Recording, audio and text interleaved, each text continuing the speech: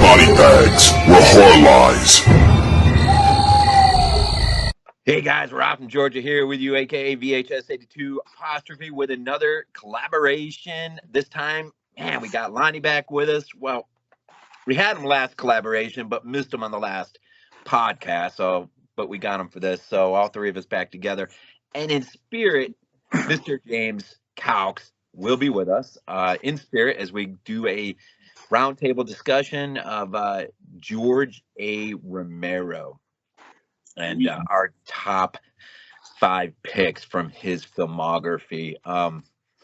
Really looking forward to that. A little bit of laundry, but first, let's just roll around and tell everyone where they can find us. Glenn? BDG Reviews on YouTube and Graveyard Shit Podcast. You can find it on BodyBags channel here. We've been uploading videos. And Dark Discussions podcasts. That's like what we're under on the other services, so like Apple Music, Spotify. You can find us on there. Yeah, that's me. Lonnie? You can find me on YouTube. My channel is called Mr. Macabre's Movie Library. And other than that, yeah, I just do the collaborations with Glenn and Rob here, and sometimes James when he pops up. So that's pretty much it. So yeah, Mr. Macabre's Movie Library. Nice. All right. Just a little bit of laundry real quick. As far as the Graveyard Ship podcast goes, we just put up The Burning and a Violent Nature. That was really good. You can see that in the BodyBags channel and the playlist, and as well the collaboration videos that are building and have been building in that as well. Of course, tonight is Romero. The last one we did was Imports, so that one is in there. Looking ahead, I think we got this squared away. Tonight we got the next Graveyard Ship podcast.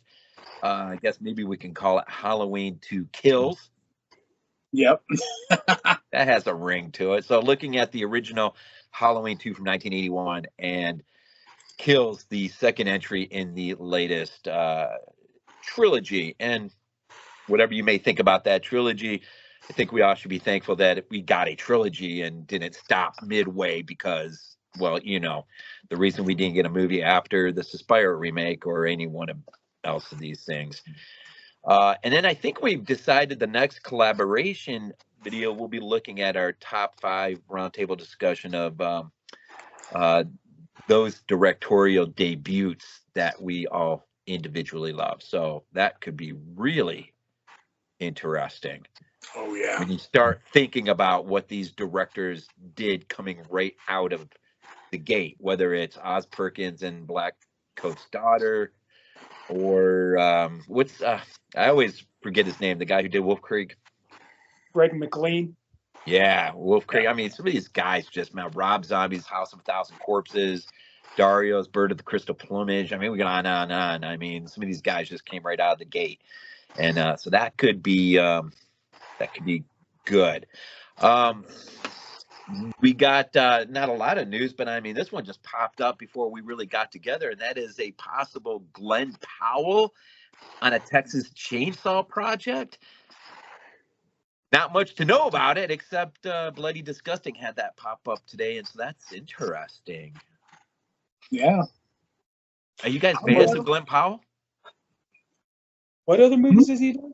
Well, he's the guy who saves the day in Top Gun Maverick, for one. Oh. When Maverick and his buddy are about to get blown out of the sky, and his character just comes out of nowhere and saves the day, and he's got a great character in that movie. But he's been kind of working a lot lately, Glenn Powell. That's interesting. Who knows what that'll actually look like if it even ever does happen. And one thing I was thinking about earlier, just want to throw this out there. Huge appreciation to Glenn for all you do in record and getting this edited and out and everything. This wouldn't happen without you. So really appreciate that. Really just wanted to throw that out there. I know you didn't know that was coming, but just want to really hugely appreciate it. And so, all right, so we're gonna go Calx. We'll go Calx first, which I have his notes. We'll just run through the honorable mentions first, starting with James. Run through, and then we'll come back and let James kick us off with number 5. So honorable mentions. James has James Calx, which you can find him at JDC at JD Calx YouTube channel. Definitely check him out. So for his honorable mentions, George A. Romero, he did say this. Well, let me just read what he wrote to me. Honorable mentions. It was short.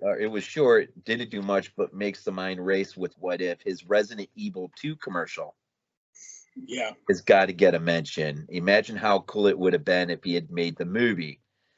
The other two, I have to say, they're not on my list because they are the two most talked about movies of his. But Dawn and Creepshow, my love for those two, my second and third Romero movies, both 5 stars, fantastic.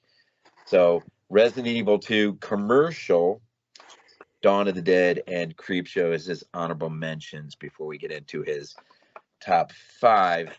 nice. My honorable mentions, I got. I'll do them really quick. I normally only like to do what I physically own, so I'm going to sort of break ranks for once. I watched this today. It is on YouTube. I already got the link ready in the notes for when this drops. If you have never seen his 1974 documentary on O.J. Simpson, The Juice is Loose, I highly recommend you watch it. Even if you're not a football fan, if you are just a George A. Romero fan, the two things he does really early on that I think really go a long distance in laying an interesting foundation of what we'll see over and over and over as he tackles the human condition in all of his movies, most of his movies, I would imagine, but not all of them. But really, as I look at O.J. Simpson, I think was in the middle of his time with the Buffalo Bills. So it kind of goes back into his early life as a kid, looks at him and coming through USC college and, of course, through the Bills, his record-breaking 2,000-plus yard season where he's carried off the field. And it really just, more than just his time as a player, as a football player, as a human being, which is really weird when you consider what comes down the pike way later on. And so, but it's an interesting, and it makes me wonder now, what did George think when all that went down? Since he had actually did this documentary, and he would have had I had to have broken his heart, just to know all that stuff, whether he did it, didn't do it, whatever. The whole thing was just unfortunate. So it is whatever you think of OJ, or thought you used to think of OJ in light of all that junk. George A. Romero did a piece on 47 Minute, and Howard Cosell's in it, and a few other personalities, which I thought, I had no idea that even existed.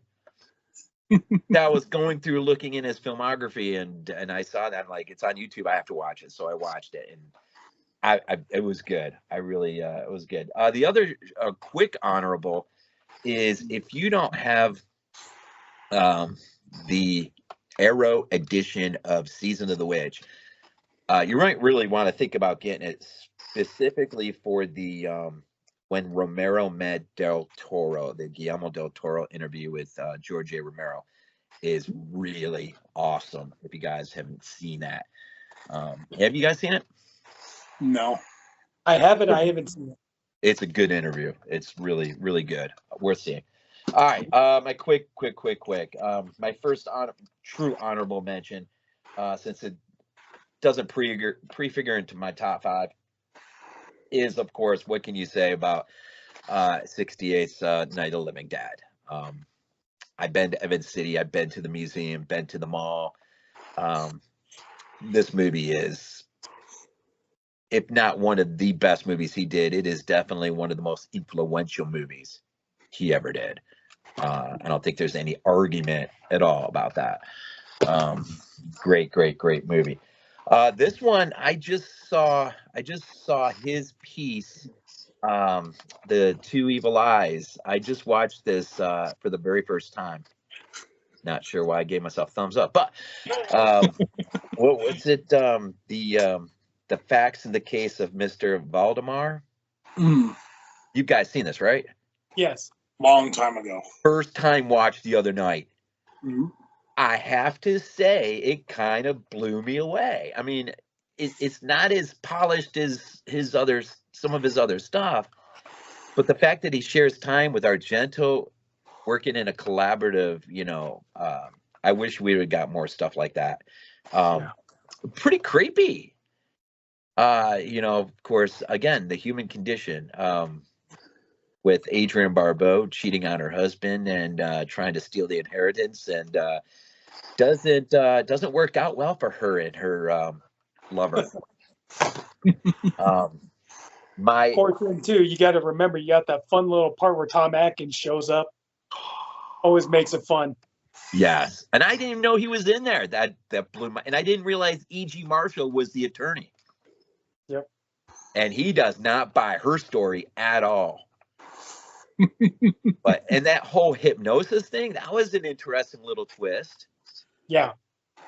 And I thought it was pretty creepy, just having the corpse in the chest freezer. Kind of had a bit of a Texas vibe there, a little bit.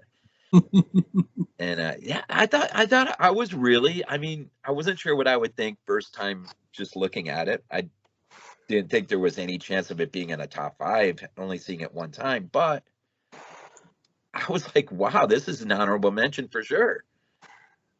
I'm definitely going to go back and watch this. And I think there might even be commentary on this thing. Maybe not. Maybe just some extras, effects stuff.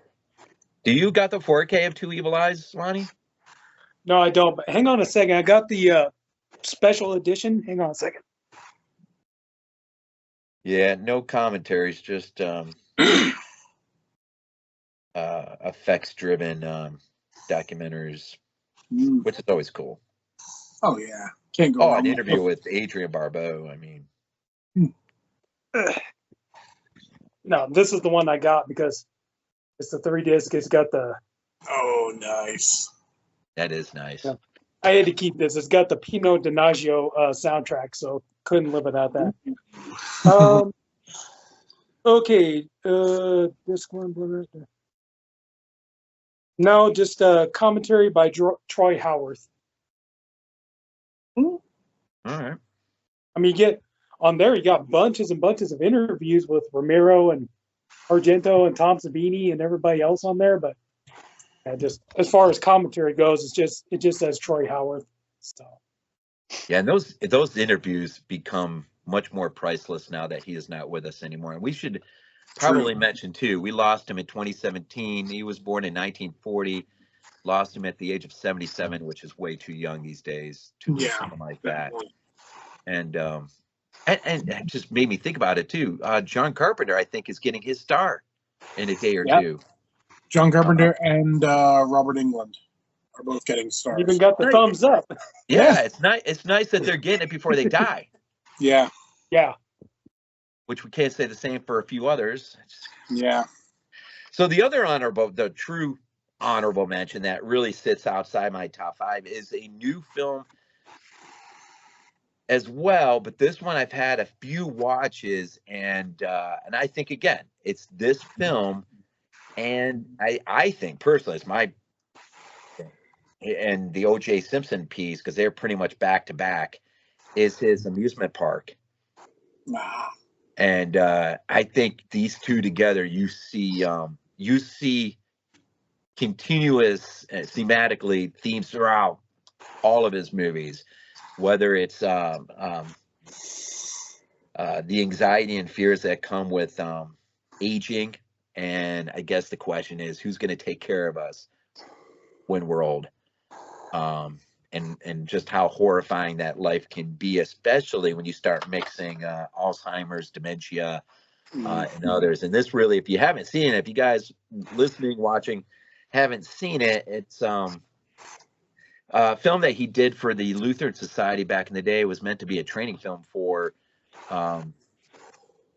Lutheran nursing home employees to better understand what some of these residents, nursing home residents or whatnot, going through. But apparently it was a little too much for them to use, and so it just got put on a shelf and lost for upteen decades. And it's been recently found, restored. Shudder, it's on Shudder. You don't have to buy it, but it's on Shudder.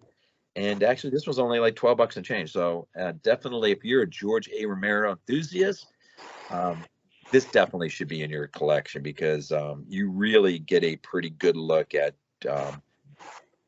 what Romero is going to become over time at the amusement park. So those are my honorable mentions, and we'll go on into you, Glenn. Okay. That made a lot of sense. My honorable mentions are actually his last three of the Dead trilogy. Last three, like second Dead trilogy. So Land, Diary, and Survival. I purposely tried to keep like the other movies like out of my top 5, you know, so I just wanted to limit it to one. So that's what I've done. But yeah, in that order kind of thing, you know, Land of the Dead, really solid, fun flick. Diary of the Dead, a good amount of potential, but not very well utilized. And Survival of the Dead, for some reason, there's a zombie horse. And that's all I can say for it. Honestly, I watched it once. I haven't wanted to go back and watch it again. You know. The thing that was weird about Survival of the Dead was that even though I do get some enjoyment out of it, it almost seemed like at the time it really was a step away from Romero, because usually, like, you know, when he does a zombie movie, he's always like, okay, you know, like, I use it because I have some kind of a message or some kind of social commentary that I want to implement. And it's like this movie here, it kind of feels more like somebody came to him and, you know, like he got influenced by Shaun of the Dead. And then they're like, hey, George, you know, there are all these like zombie comedies. Why don't you do one of those? Hey, it just seemed like he just did that, you know? So it does. It kind of feel like part of it doesn't even feel much like a Romero zombie movie. It feels like him just trying to imitate a zombie comedy, you know, and there's so much silly, like goofy scenes in it and stuff like that. So it always felt to me to be essentially, and I don't like saying this because I don't think George Romero was really this type of person, but it was a movie you do for the check. You know, and I never get the feeling that Romero was very much, you know, that mercenary with when it comes to filmmaking or whatever. But it feels like, you know, maybe like he was getting near the end of his life and he reckoned, you know what, I want to make sure I end on, I want to finish this trilogy before I go, sort of thing, perhaps. I don't know. Which one you referring to? Survival of the Dead. Survival. Yeah. I don't know. Yeah. Well, you know, when you listen to him talk about the moments leading up to what would be his fateful meeting with Argento, having visited his buddy's mall, you know, leading up to that, though, I don't think he really even thought he would even follow up Night of the Living, you know, his Night of the Living Dead. It just wasn't even, it was like, now you look at it and you just figure it was a foregone conclusion. But when you go back and really hear him talk, it wasn't. It just sort of happened. And then it just became, you know, something bigger than life. So by the time you get to Survival, I mean, maybe you're starting to wonder if you dragged it out a little too far, Yeah. or by then you're just exploring varying themes, or I don't know. It's who knows. Yeah, I just always reckoned when Survival of the Dead came around, what I really wanted to see was at the end of Land of the Dead, when essentially you had like the zombies take over and essentially form their own little place. That's kind of what I wanted. I wanted to like see the evolution of the zombies more than what we got in Survival.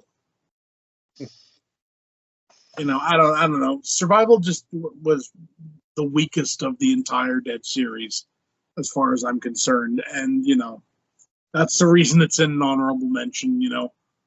It's a Romero zombie film, so it needs listing, right? But yeah, those are my honorables. So Okay, so for my honorable mentions, like similar to what Glenn did, like I felt like I really wanted to challenge myself, and I felt like if I just go for the Romero zombie movies, I was like, I'm gonna pick one, but it's like if I go for the Romero zombie movies, it's just gonna be too easy, because I love those movies. Even Survival still has a warm spot in my heart, but I was just kind of like, the thing is, it's like Romero has, like a nice enough catalog of films that there's enough to choose from.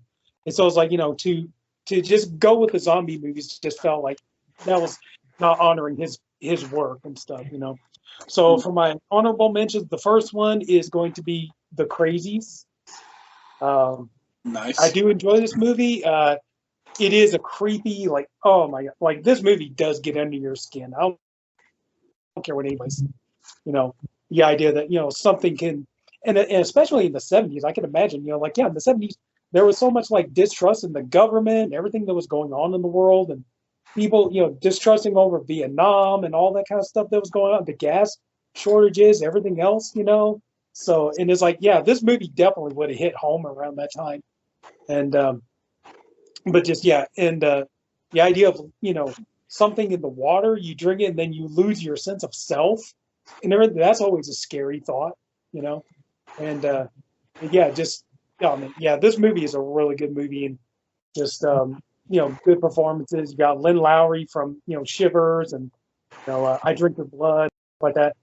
Richard Liberty, who would go on to play Dr. Logan in Day of the Dead, got him in here. So, but yeah, just, and one of the things too is like, one movie where it's like, actually, I haven't done a comparison on my channel yet, but it's like, yeah, I need to talk about, comparing the original with the remake. So I'm not going to give anything away here. I'll do that for my channel, but yeah, so I got The Crazies. That's one. Another one, I just really, really love this movie. I think it's really well done, well made. And it's a really good adaptation, and that is The Dark Half. Just such a good movie. Timothy Hutton was really good. One thing though that is really interesting, like if you ever look on the bonus features on here though, if you look at some of the behind the scenes, actually the double that they got for Timothy Hutton was actually John Amplis from Martin and Dawn of the Dead and Creepshow and all that kind of stuff. You see some of the behind the scenes footage.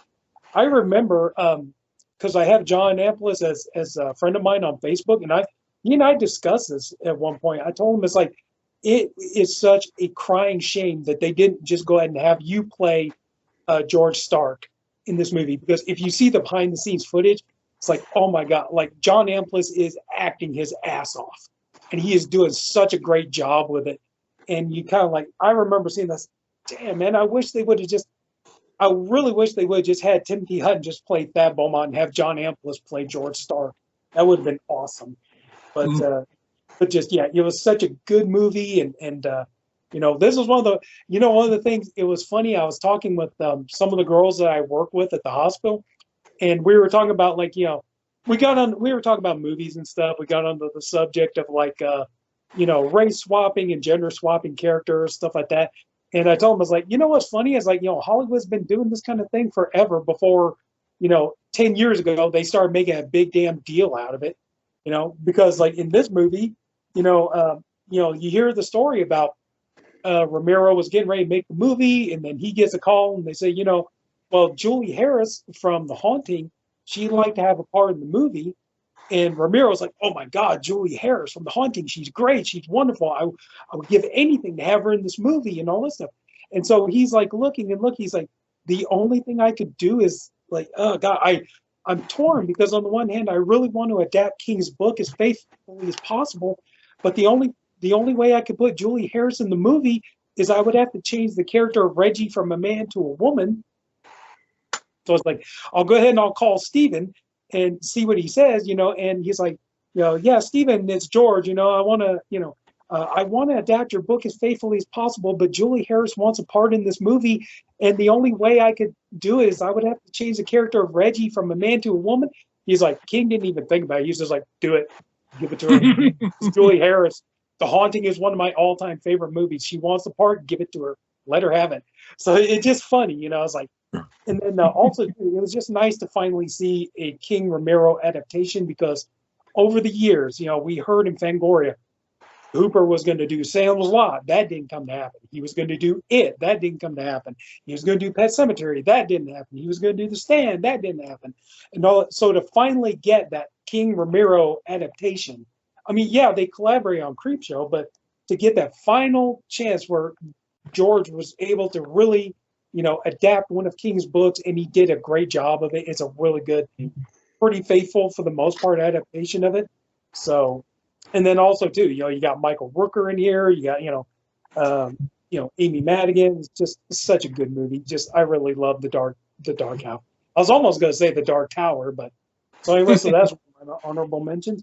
And sorry, Rob, I'm kind of treading on your territory here, but I got to go with Season of the Witch. This is a really, really good movie. I love the fact that he decided, like, I'm going to make a movie about witchcraft, but I'm going to definitely take a different slant on it. And the idea of, because you go into this thinking, okay, it's going to be about a woman who uses witchcraft and starts casting spells and things like that. But you realize, like, honestly, it's just about a woman who is, like, she's unhappy in her marriage and just, she feels bogged down, and it's around the time of women's lib and everything else. And she's looking for a way to, just kind of, just break outside of the box. And so she uses witchcraft as a way to do it. And then she starts using it as a way to have an affair with this guy and just, all this other kind of stuff. And I just thought it was a unique idea on the witchcraft, especially like around the 70s when, you had so many stories about witchcraft and witches and the occult and all that kind of stuff. And it's like this one here, like, I just love it because it's so different from the rest of them. It really is, because you guys know me, when I was on BodyBags, I was doing all these like occult movies from the 70s, these movies about witchcraft and Satanism and all that kind of stuff. And it was like, just to see a movie that, kind of really takes it a different direction, I thought was really cool. So anyway, so yeah, that's going to be my honorable mentions, are those three. Nice. All right, top 5.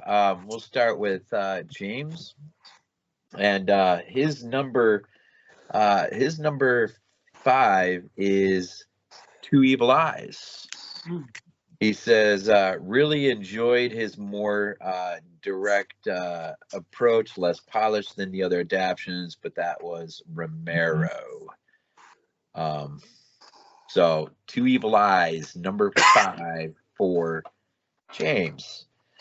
For me, number 5, might start off with my. Now it's funny because I think the last few times we've done this, I've put my movies just in a chronological by release and not to burden myself. But when I got James's his text, I sort of, I don't know, I felt like I felt challenged to actually make a true bona fide top 5.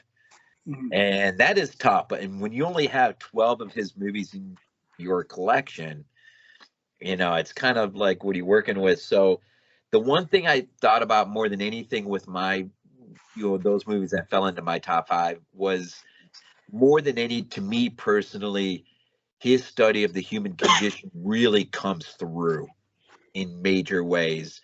But my number 5, though, is the one that probably doesn't seem like it comes through as much as some of his others, but my favorite year, 1982, Creepshow.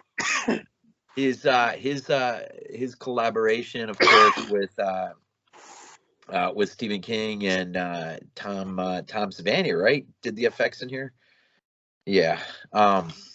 This is when you think about who's in this movie or the anthology pieces, you got we got Leslie Nielsen and Ted Danson. That when you get those level of actors into this kind of a genre to tell a story, and of course Leslie Nielsen, his wife, has been cheating on him with Ted Danson, and so and it's weird to say his over possessiveness because it is his wife and she's been cheating on him, but you kind of get the sense that Ted or Leslie Nielsen's got bigger issues than this just being his wife having cheated on him. She's more of a possession of his. He doesn't like the fact that someone else has taken that from him. And so, of course, his answer is a unique one at best, to bury them both, up to their neck in the beach and allow the tide to come in. And but then, I think he says, or maybe not him particularly, but one of the things that we get in his movies is bad people come to bad ends. And this is one of those moments that I think probably genuinely we have a bad person here. And when those two come, and it is Galen, what's her name? Ross. Yeah, yes, from Dawn. But their ghostly apparitional selves come back from the sea for revenge is pretty awesome. But maybe even better than that is Hal Holbrook and Adrienne Barbeau's relationship in The Crate. And here you have a very, verbally abusive wife and a husband who just doesn't know how to deal with it. Mm-hmm. And so one of my favorite moments always have been is when he starts imagining himself killing her, only to have reality fall on him like a ton of bricks, and realizes in fact he's just imagining this. But when the crate is found and we find this beast of sorts, then of course he realizes he's finally got a way to get rid of his wife. And that is absolutely brilliant. And then you got the father-daughter relationship in Father's Day, which is the guy who plays Martin, who's the dad who comes up out of the earth, which is interesting. So even in an anthology piece like Creepshow, where it's just sort of rooted in EC Comics, over the top, a lot of special effects. Even here, you're getting a lot of Romero sort of, he's almost like, of all of our favorite directors, and we all probably can share in many of the same. He might be like the philosopher of them all, because he's always, I can see that. Yeah, he's always teaching about the human condition. Like, and I think the question he's always wanted to ask and does ask is, what's wrong with us? And he just gives us situation upon situation upon situation in which there is something really, really wrong with this picture. And Creepshow is it's no different, and I think it's probably the best anthology. And it comes at an interesting time. In 1982, anthologies really, since the Hammer days, hadn't been around for a while. And so this sort of came out of left field in a way and just sort of reignited the idea of a horror anthology. And so number 5 for those reasons, Creepshow, my favorite year, 1982. Well, mine's going to be very easy because my number 5 is Creepshow. For pretty much all the same reasons. It's just a great great film. You know, and it's also a good example of how can I put this to sound right?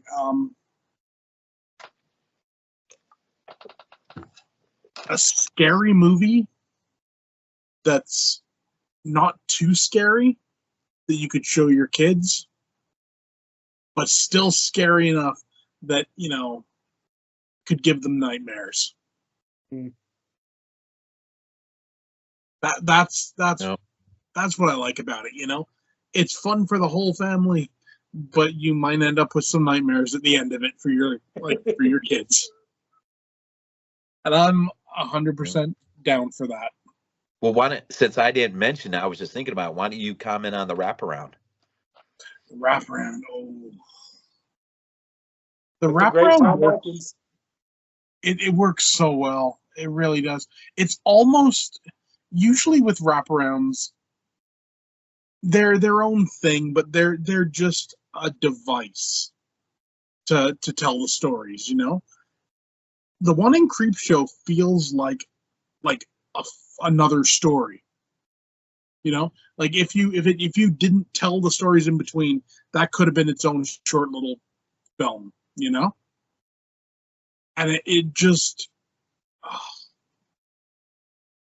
every all of it, it all works. I don't even know what more to say.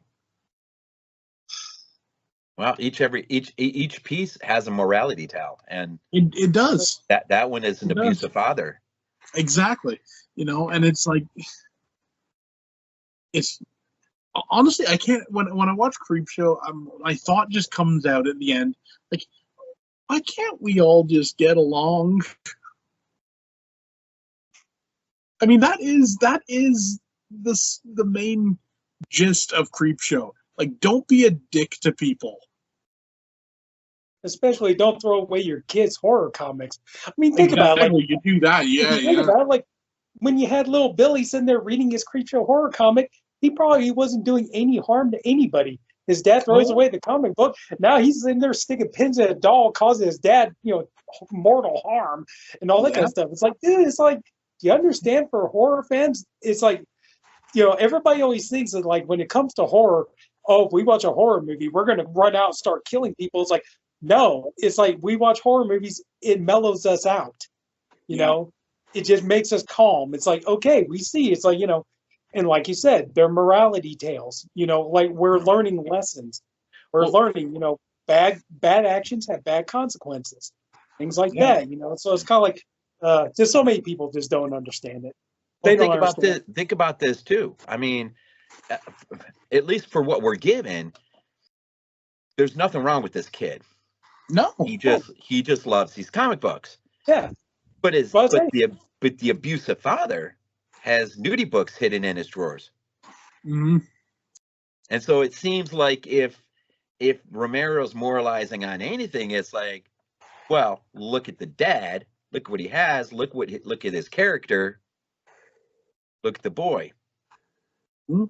It's interesting. It's you know, he's always throwing things out there, and yeah, you know, but nobody could have done it better than Tom Atkins, man. He's and I mean, let's also say the thing, you know, like, say what you want about like a kid reading a horror comic, they're reading. Yeah. Especially at a time now when, like, you know, literacy is quite low in a lot of places nowadays. And, you know, if your kid is reading something, don't go throwing it out, even if it's like what you would consider trash. Yep. You know, one person's trash is another one's treasure. Just, you know. No. Yeah. So there you go. Creepshow number 5. Okay, my number 5. This is a movie that I am so glad it finally got out of DVD purgatory. We got it on 4K last year, and that is Bruiser. I think this is such a good movie. It is so underrated. I love it. It is just such a unique film. It feels so original. The idea of, you know, you have this character that Jason No, I forget the main character's name. Anyway, though, yeah, he just, he's this average, ordinary guy. He's, some people consider him a little too nice, a little too easygoing and stuff like that. And, it turns out like his wife is just, she's a C word. She's cheating on him. She, tears him down every chance she gets. His boss is screwing him over, all this in so many ways. And just, people that are supposed to be his friends are actually stabbing him in the back. And so he wakes up one day and, realizes like his face is gone. He's completely lost his identity. And it's like the only way he can get it back is he has to go and take revenge on all these people that are doing him wrong. And with every time he gets revenge on somebody, little bit by little bit, he starts getting his humanity back. I just think that this movie, it is so underrated. It is so well made. The story is really good. The writing is excellent. Again, you got Tom Atkins coming in, just being awesome in this movie as always. I love the fact that in this movie, even though, what year is this movie? 2000, actually. This movie came out in 2000. But I love the fact that it's almost written almost as kind of like an old, kind of almost universal horror, kind of a / noir film. And they even some of the dialogue sounds like a 1940s classic noir film. It's like,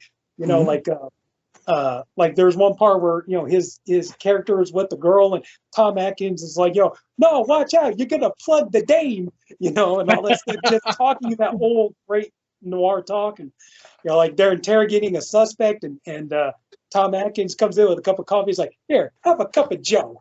It's just so good. Just, oh man, I could go on and on about this movie. It's such a good story, and just like I said, it just feels so original. It feels so unique. And, I would have to really sit and think for a long time if I've even remember a movie that has a storyline similar to this. I'm sure there is, but just right now I couldn't think of it. But yeah, just, oh man, this movie is so good and I highly recommend it. Just, so yeah, my number 5 has to be Bruiser. So such a good movie. Nice. Yeah, nice. I wish I had it in my collection. I do not. Oh, it's such a good movie. Really, really. And as well, The Dark Half. I don't have that one either. Who was, I always forget his name. Who was in The Dark Half? Who's the main character? Timothy Hutton. Yeah. All right, number 4. Start with James up top. 4th is Monkey Shines, another one I wish I had in my collection. Okay. Love the concept to this, and totally thought Oz Perkins was remaking it when I saw the poster for the monkey laughing icon. So he doesn't say any more than that, but maybe it'll come up a little bit later on. But I do not have that one, and I wish. The only thing I remember about Monkey Shines was that was the project he opted to continue through, and not do Pet Sematary. I believe. And then The Dark Half, he was down in Florida writing the script to that when maybe he really should have been with Savani protecting him better while he was doing the remake to Night of the Living Dead. But, that's how these things go. All right, my number 4. And huge props to Lonnie for making it possible for this movie to make its way into my life finally, because I don't think I would have known about it. Maybe I would have seen it pop up, but he definitely told me about it, and I was able to jump on it, and I've seen it a few times, and that is, of course, 1977 Martin.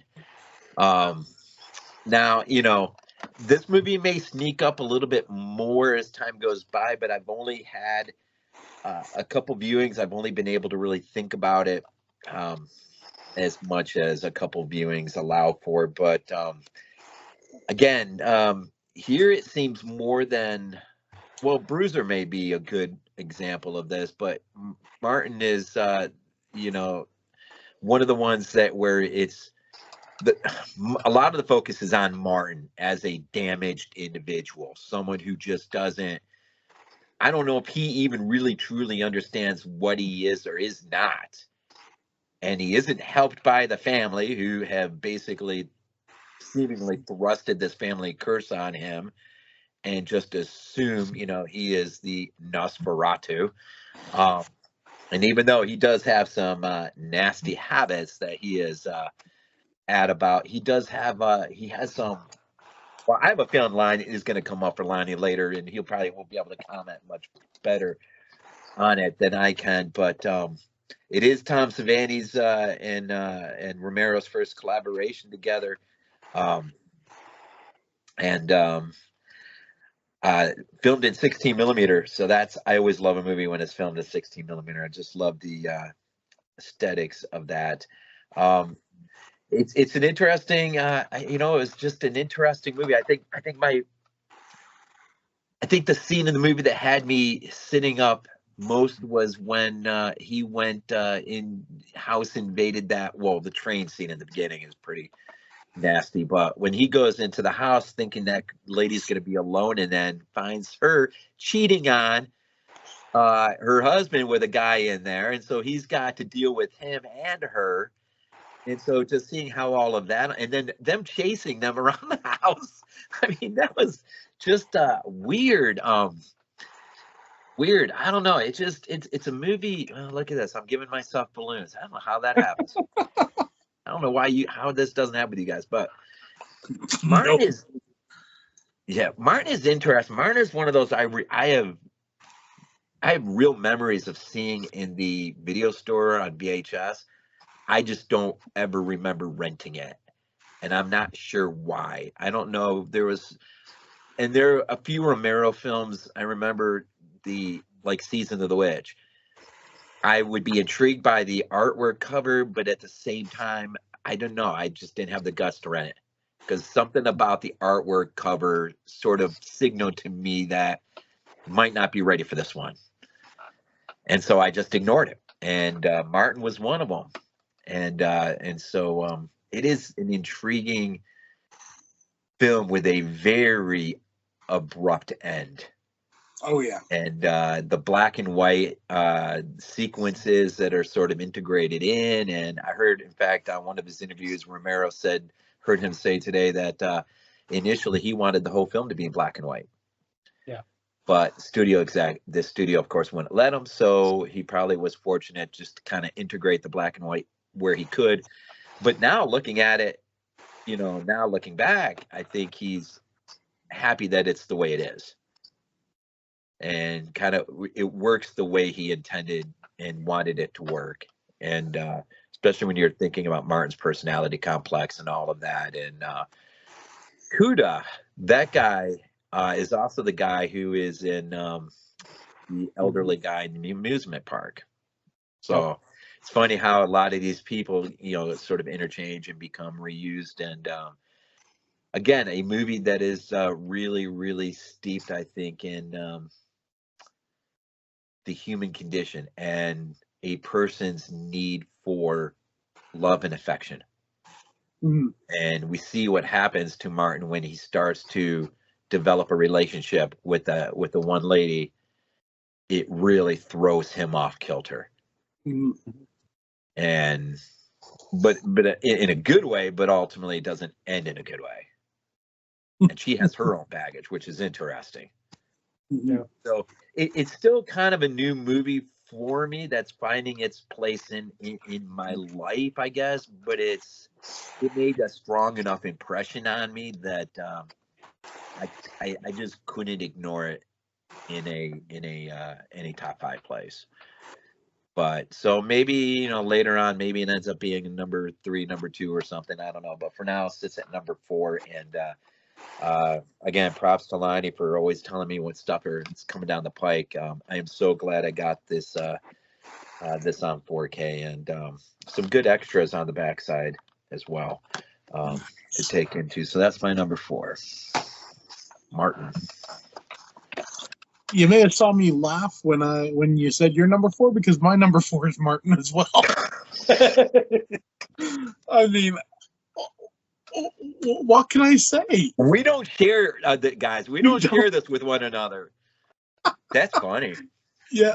Yeah. Everything you just said is how it is. Well, I'm missing a lot though. So I know I'm It's missing one. such a solid movie that what I love about it is the fact that it never really says, you know, we assume, you know, Martin's just like a disturbed guy that has like this kind of like blood fetish or whatever. It never really says, but you know, maybe he actually is a vampire. You know, it's never, you know, never hammered out like exactly what's going on there, like why he is the way he is. You know, maybe there actually is something to it, but with the ending, you are never going to know. Because I don't care if you're, you know, a human, a vampire, like freaking Frankenstein. Yeah, you get like that stake drove through you, you are dead. And we got to just talk about that effect. The effect of that staking is just brutal and it's magnificent.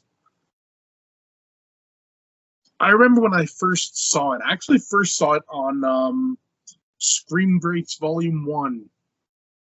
You know, the whole little write-up about Martin, like in there, on there, you know, where they talk about the effects and how they did it and everything. And it's just, it's an abrupt ending, but it's the end. It's the only ending that movie could have had. You know, you couldn't have redeemed Martin's character by the end of that movie. You know, he had to die. And the way they went about it was perfect. And it almost doesn't matter if he's actually a vampire or if it's just all stuck in his head and he's just a person. He died as a vampire. You know, in that world, they're always going to talk about, you remember that Martin guy? Like, who was that? Oh, yeah, some dude drove a stake through his heart. And it's like, well, there you go. And, you know, the only reason for me it's not higher on the list is the fact that, you know, I just like the next three better. That's it. So, yeah, a really solid movie, and it's a definite recommendation to anyone that wants a movie that makes you feel dirty. Like, I watch Martin, and I get that same feeling as when I watch, like, Maniac, where I feel like afterwards I got to take a shower because everything feels grimy. I don't know what it is, but even Devils. Yeah. You could make an argument that Martin, Maniac, Devils, 3 in a row. You may need some counseling. Yeah, probably. And sprinkle in a little Henry Portrait of a Serial Killer in there too. Oh yeah. Okay, and you want to throw some syrup on there? Throw angst on top. Yeah. Oh yeah. So that's my number 4, Martin. So. Oh. I do have something else I want to say to that, but I'll wait. I'm going to hope that it comes up maybe again, and so don't let me forget that thought. But anyways, let's roll. Okay, for my number 4, this is probably going to shock a lot of people, and the only reason that I'm putting it at number 4 is because I have a feeling you two are going to rank this one a lot higher. So I only did it just so we don't overlap. My number 4, Dawn of the Dead. Like I said, normally something like this would be my number 1 with a bullet, obviously. No, but I love this movie so much. It's just, I saw this movie in an age when I probably should not have been seeing it, but just as a young boy watching this movie, it just set my imagination on fire. It's just like to me, it seemed like everything you could possibly want in a movie. You have zombies, you have gunfights, you have chases, you have, this big war in this shopping mall with zombies and you know, SWAT team guys and bikers and all this kind of stuff. You have amazing special effects. I mean, yeah, you know, I know like Savini wasn't happy with the blood formula. Was it that 3M blood they said they used, and he said, you know, I don't like it because it looked like melted crayon and all that stuff. But despite that, everything else, you know, like just the inventive death scenes and all this kind of stuff. Just, you know, like I said, I probably should not have been watching it at the age when I first saw this, but just, like I said, it was the most amazing, mind blowing movie I'd ever seen at that point. I just saw it like, holy cow. You know, of course, also, too, as a little kid, you know, when you're a little kid, you're like, you know, gimme, gimme, gimme, you know, like, you know, you have to learn about not being selfish and stuff like that. But when you're a little kid, the idea of being in a shopping mall where everything you could possibly ever want is right there at your fingertips and stuff like that. I mean, it's just all those things together. And I mean, of course, later on, when I started to become a little bit smarter and realize, oh, okay, so, you know, Romero is actually, you know, he actually is making a commentary about, you know, consumerism and capitalism, and, you know, having all this stuff isn't going to really make your life better and things like that. It's like I started getting it. But just still, just this movie, it's amazing. I could just watch it any time of the day or night. And, you know, it's like, I'll wait and save my judgment for the remake at another time. But just this movie, it's everything you could want. You know, it's got you know, I got both of the soundtracks. I got the Goblin soundtrack, which is awesome. Then I was lucky enough to get the soundtrack that is just the library, like the music that, you know, is playing in the background, you know, and all this stuff, like the gong and all that stuff. Just everything about this movie to me is just, it's like a perfect storm. Just everything about it is just amazing, you know, just, you know, and just the fact that, you know, like Dario Argento produced this movie for him and told him just do what you want, and everybody thought he was crazy and all that stuff, but he made it, and, you know, and just goes to show, like, you know, if you watch this one movie alone, you know, you will never doubt that George Romero had creativity, talent, or any of that stuff. And not just him, but all the people around him, because all the people would come to him and say, George, can we try this? And yeah, George, can we try that? Yeah, Tom Savini was like the biggest one of like, George, can I do this? Can I do this? Can I do this? And George, yeah, yeah, yeah. And all, and it works. And it's, you know, like, it's perfect. Just everything, you know, to see all the people he surrounded himself by, and just how they're all so creative and brilliant, and just everything about this movie. It's the best. In my mind, this is the definitive zombie movie. Nothing else will come close. You know, I love zombie movies, but to me, this is the ultimate. So, like I said, but I just figured you guys might rank this one a little bit higher. That's why I put it at my number 4. But yeah, so out of all the zombie movies, definitely Dawn of the Dead this is my baby. This is my love right here. So, number 4. Nice. All right, number 3. I'll start with James, and third for James is The Dark Half.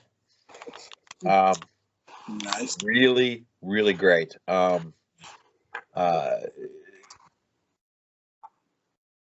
He says the formulation of it, how things unfold, it actually always comes to my mind when I watch Drag Me to Hell. See similarities.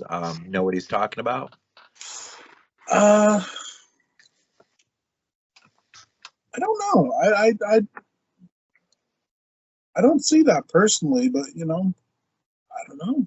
Did you say Drag Me to Hell? Yeah. He thinks about the Dark Half whenever he watches Drag Me to Hell.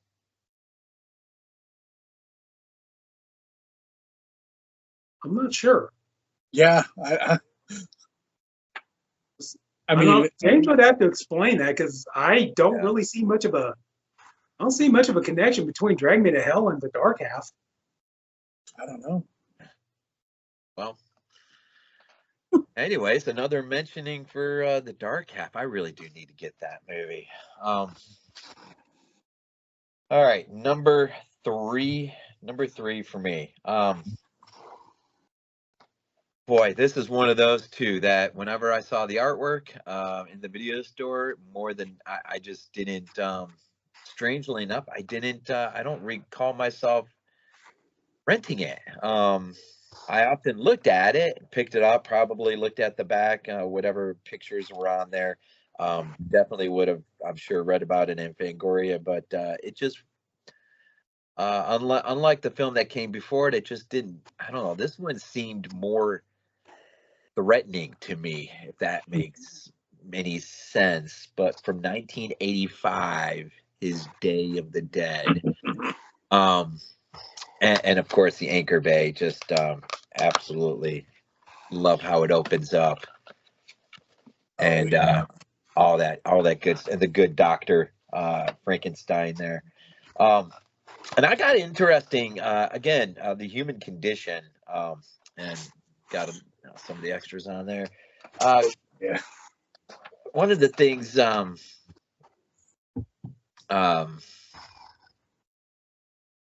you got I've always heard that that this is his anti-military industrial complex movie, anti-military movie. You think about, when you go all the way back to the Thing from Another World, the military is in a very, very positive pedestal, and the scientists are, the great evildoers. Yeah. In this case, Captain Rhodes, is meant to be our main antagonist in here, and the one who is gone a little bit psycho. But I think this movie, I'm really starting to think that this movie, whether it was his intention or not his intention, is really more the Thing from Another World. Because and it's, you can say the same with the Crazies. Dr. Frankenstein here, our guy from the Crazies, this dude's a loon, man.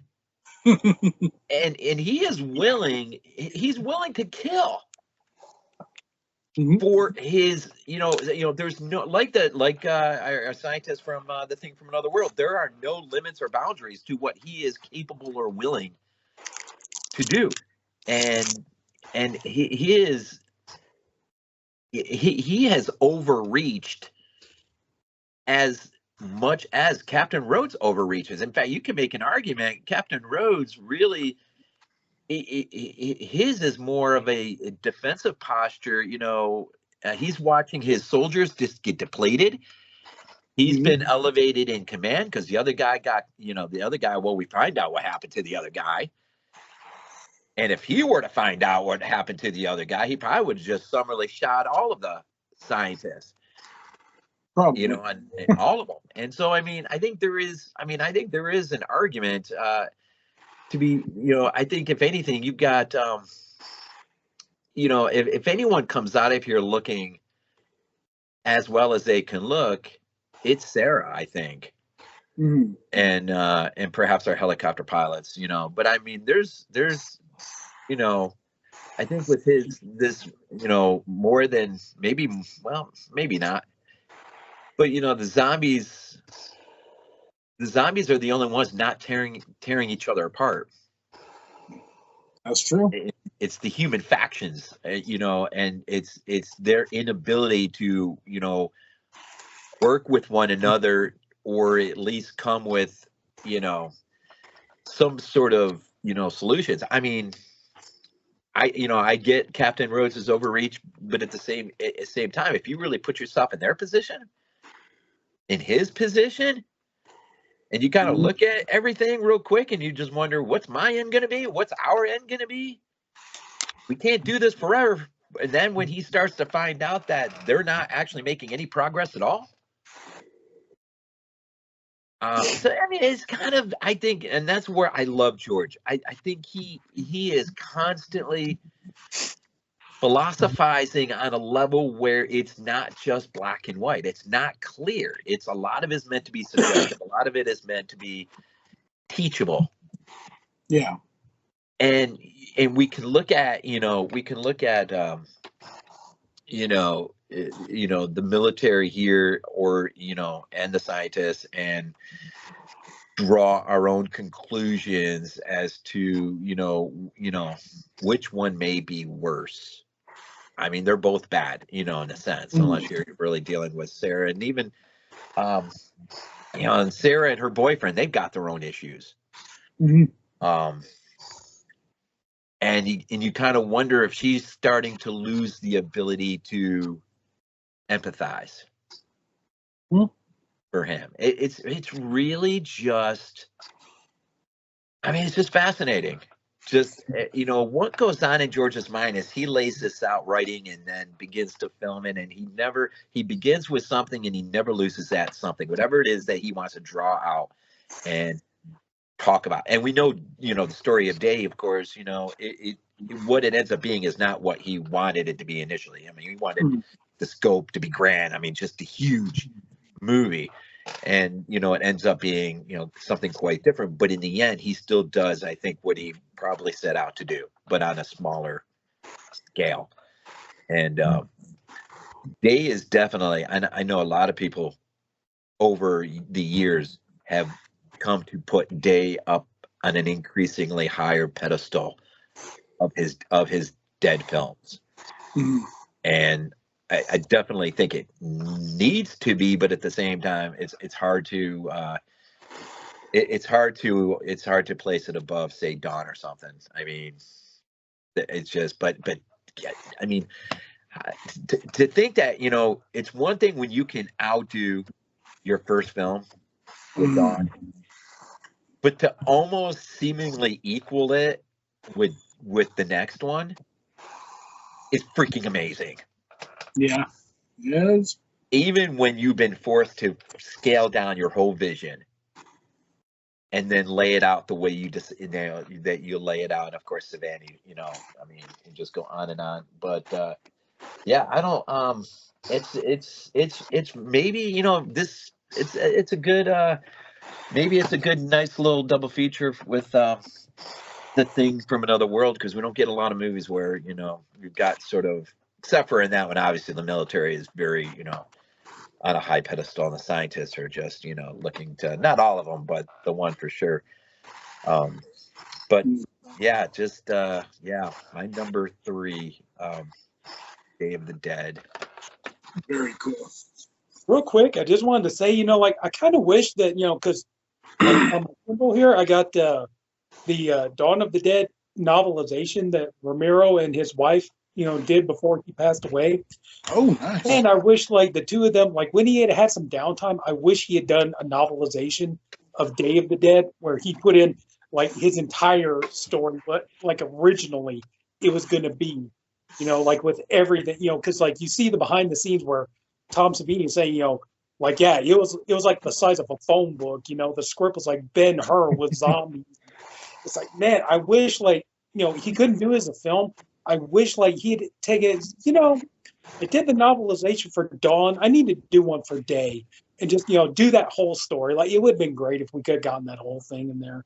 So, and you know what, though, to comment off of your comment, it really does need to be hammered down. And hopefully this thing we're doing tonight does that. And that is, there is so much more to Romero than his dead films. Yeah. And for the people out there who still, when you say George A. Romero, the only thing that pops in their head is, say, Night of the Living Dead or Dawn of the Dead, or whatever.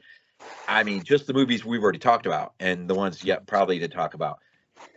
I mean, my mind is just exploding with just, I mean, I need to dive even deeper into Martin. I need to really, his stuff in the 70s is just the amusement park. It's just, just, he is such a care, and that's funny because you always hear people who've worked with him and love to work with him always say that guy was the kindest, most charitable, kindest guy they had ever worked with. And that makes sense considering how much he's trying to teach people in the films he's creating. Yep. It's Yeah, for sure. Okay, so for my number 3, I'm not in. I don't have the same one as Rob, so good. I went with Bruiser.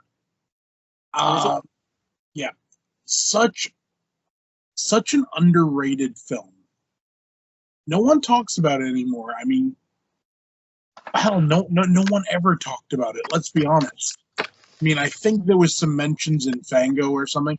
The only way I heard about it was I heard that, the Misfits had some music in it. That's how I originally heard about it. And then I was like, well, it's George Romero. Got some Misfits music in it. I'll give it a shot. I thoroughly enjoyed it. I thought the look of our main guy with how can I put it? It's like with no face, but it's still there. You know what I mean? You would expect someone with no features or whatever, no definable features really, to be very nondescript, but it's a very effective makeup. It's very disconcerting. When you see that makeup, you know what it looks like? When you watch Puppet Master 2. And at the end, when you have the human-sized puppets, it has that look to it, a real uncanny valley thing going on. And it's creepy, but it works. And it's a character that you genuinely kind of like.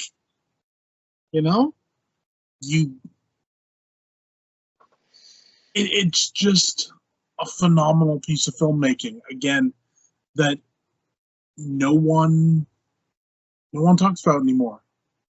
Yeah. And the amount of movies I find, especially in George Romero's filmography, that nobody talks about anymore. It's kind of sad, really. Like the amount of his movies. Everyone talks about Dawn, everyone talks about Day, everyone talks about Night. But a lot of his stuff is just, those who know, they talk about it. But I don't know. I don't know why there's this disconnect with some of his other films with they're not in the atmosphere. They're not in the the pop culture zeitgeist, if you will. I like that word, zeitgeist. I use it quite a bit. Well, makes you wonder how many people have even come around to the amusement park, even though Shudder, exactly. has it, and but I think it's people don't. It's like we've already talked about tonight. They don't understand, or they don't care what drives him as a director, and so they're not fueled to see. I mean, it's like I mentioned at how many people would have ever known that he actually directed a documentary on O.J. Simpson. I mean, I didn't know, right? And I'm a fan. But when you watch that, you see the same thing you see in the amusement park. You see it in his Dead movies. You see it in the Crazies. You see it in it's the constant theme of the human condition. I care about this person, and I want you to care about this person, and see. And if you see any of yourself reflected in this person or reflected back, for whether ill or good, it gives us something to consider and work on.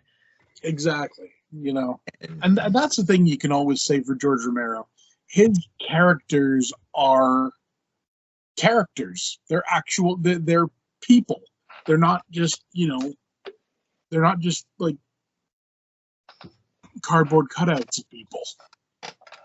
They're fully fleshed out individuals, and even the ones that you hate, you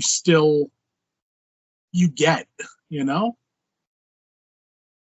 It's a neat bit of filmmaking. Let's just say that. So yeah, my number 3, Bruiser.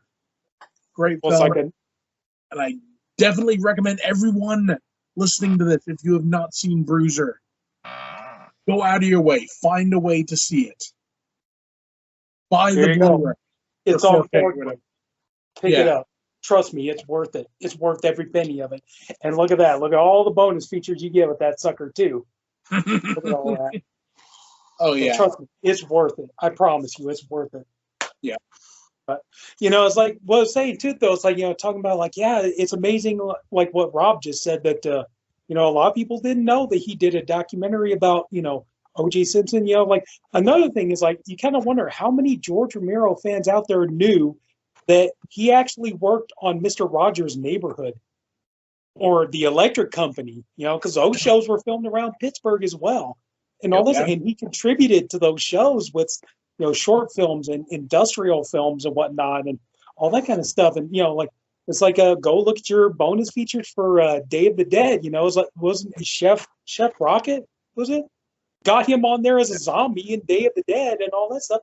Like people that he knew working on these. The only one thing I thought was kind of a sad story was that if you listen to the commentary for Night Riders, he actually wrote.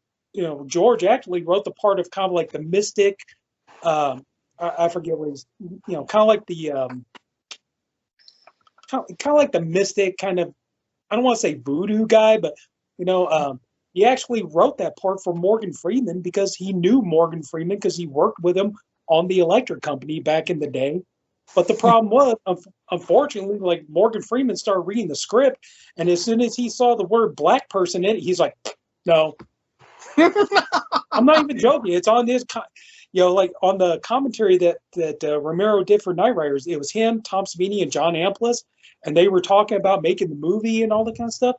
And George said, "Yes, like I wrote that part for Morgan because we knew each other, we worked together. But as soon as he saw in the description it said a black man, he was like, no, don't know why, but that was the thing. But oh well, but." But yeah, I mean, it's just there was so much more. Unfortunately, that's just it. It's like we all know that when it comes to George, usually all people think about are the zombie movies. Yeah. Maybe Creep Show, but mostly it's just the zombie movies. And it's just there was so much more to him than that. He did so much more. All the commercials, the industrial movies he made, him and his friends and everybody did. It's really sad when you think about it. It's really. You'd be surprised the amount of people that don't actually realize that George directed Creep Show. Yeah. There are people, they like, oh, like I like that story or whatever. But if you mention George Romero, they're like, what about him? Like, well, he directed it. Did he? That's the thing. Unfortunately, most people look at Creep Show as a Stephen King film. Yeah. That's what they think of. They think Stephen King. It's like, it's kind of like, there was George Romero too. It's like, it's in the advertising. And I picked up something today too that's interesting. I never would have thought about before, but we talk about how much he did in Pittsburgh, in around Pittsburgh. But the thing about that is, and it may sound weird, but he wasn't afraid to emphasize the fact that he was in Pittsburgh, that what you're seeing is Pittsburgh. And apparently a lot of times someone is, say, filming a movie in Chicago, studio exec comes in and says, can you please make it look like New York? Oh yeah. And it's like, but he, rarely, because of his independent filmmaking, he never had to deal with it. So when he says Evans City loud and clear in his story, he means the Evans City outside of Pittsburgh, which I've been to. And I've been in the town. I've seen where, maybe they had the camera set up for the bridge scene and part of the town. And I've been up to the cemetery for night, and I've driven on some of those roads, and it's just nice that he really put Pittsburgh, Pennsylvania on a map. Oh yeah. And then the funny part is later on that when he went to, when he couldn't really do filmmaking anymore in Pittsburgh because of I believe it was because of the tax hikes and all that kind of stuff. Like it just wasn't economically feasible for him, so he moved to Canada. Seriously, he moved to Canada and everything else. I love it. Then he's, Bruiser, and then the rest of his movies he did in Canada. But the funny part is even still, like, look at Land of the Dead. It's still supposed to be Pittsburgh, and even Diary of the Dead. They're trying to make their way through the Pennsylvania countryside, trying to get home, and all that kind of stuff. So it's like even still, he kept, it's like his heart was always with Pittsburgh and Pennsylvania. That was his home. You know, Yeah. I think really, obviously, I think he had to go to Canada so that he could continue to make movies, with, the kind of budgets he needed or wanted. So, Yeah. but anyway, so yeah, moving on. Okay, this guy's was your number 4. This is my number 3, Martin. Nice. I was just, man. The first time I heard anything about this movie, pretty similar to Glenn. I heard it when we watched the VHS tape for Scream Grace Volume 1, the Tom Savini. And we were just, Savini fans. We just, wanted to see, my mother made it a point that she was going to go. She knew that we wanted to see him. She made it a point. She was going to go and she was going to rent every movie that Tom Savini did the effects for, anything we could find out. So this was one of them. Then she went and rented Maniac, The Prowler, you name it. If we hadn't seen it, you name it. She went and got it because we were Savini fans. We loved him. We wanted to see every movie he did effects for. So we did this. So we got this movie. And again, I was just so mesmerized the first time I saw this movie. I think it's because I was going in expecting your kind of stereotypical vampire movie. And that was the thing. He changed up the formula. He did vampires for this. Like, what did I just do with it? There it is.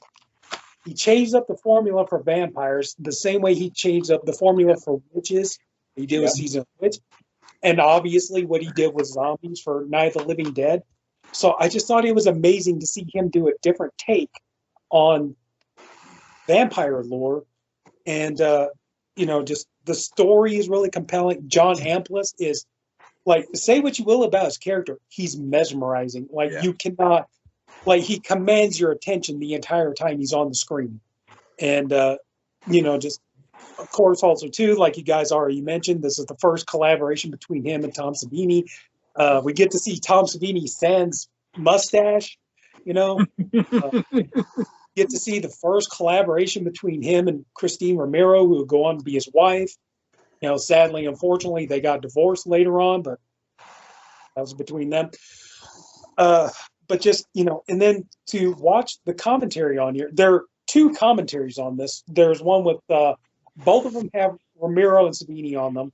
I think the one is Romero, Savini, and John Amplas.